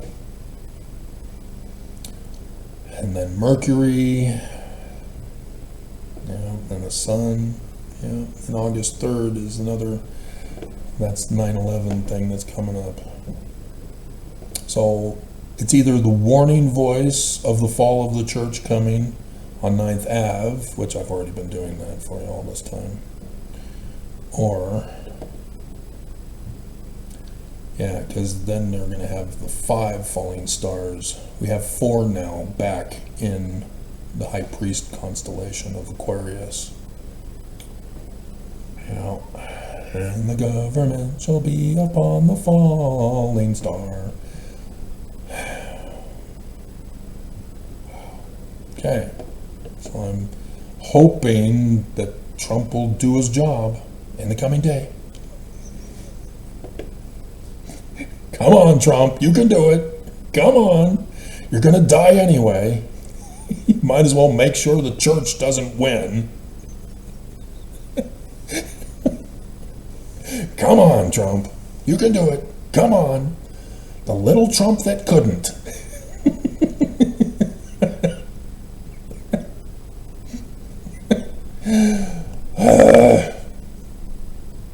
So, Oaks got leaked. In Chiasmus, the end of the world is the second coming of Jesus. The threefold mission of the Danites. Mass murder, theft, and coup. Merely a test, a trial run. Thank you, Sister Jessica. Alright. So there we go. We got the signs in the heavens. We got to make sure that gets put in also. So we'll move you into that section. Seriously? Already have you there? Are you kidding me? Duplicates? What the hell? Alright. And then, so let's cross off. So that all has taken care of. Sign in the heavens, fleeing the country, pattern of practice of cooing the government. And I did the video. All who know me know that I plan to do a video for the 24th and know what it'll be about. So here it is early, and I then fulfilled the sign in the heavens. So we need to make that. Snapshot, moon, Pleiades. And so then the other thing here.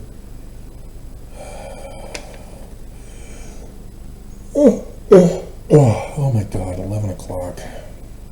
Haven't even bathed yet and haven't done the laundry yet. Oh my God.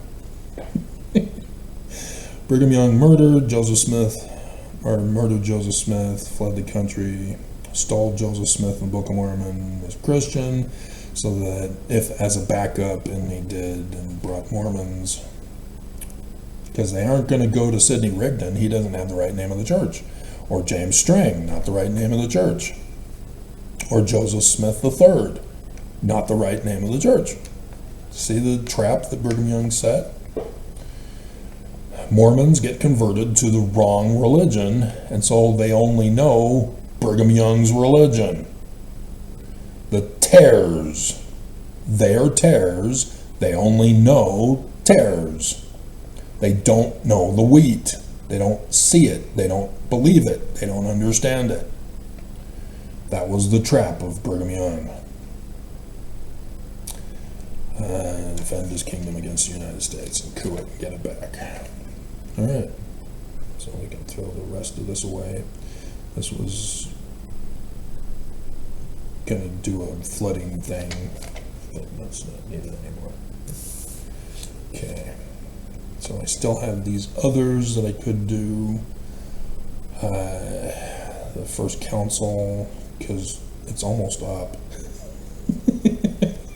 But I've been covering it with you, talking about it. 1,700 years ago, right now. That's what I mean by that.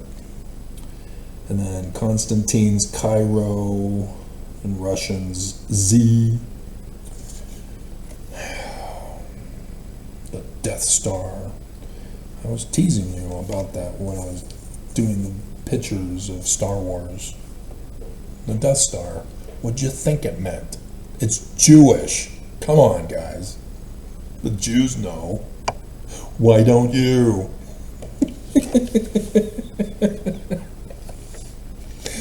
We're done. All run in fear. Oh, it's in the right file. That's why it didn't transfer. Okay. On video.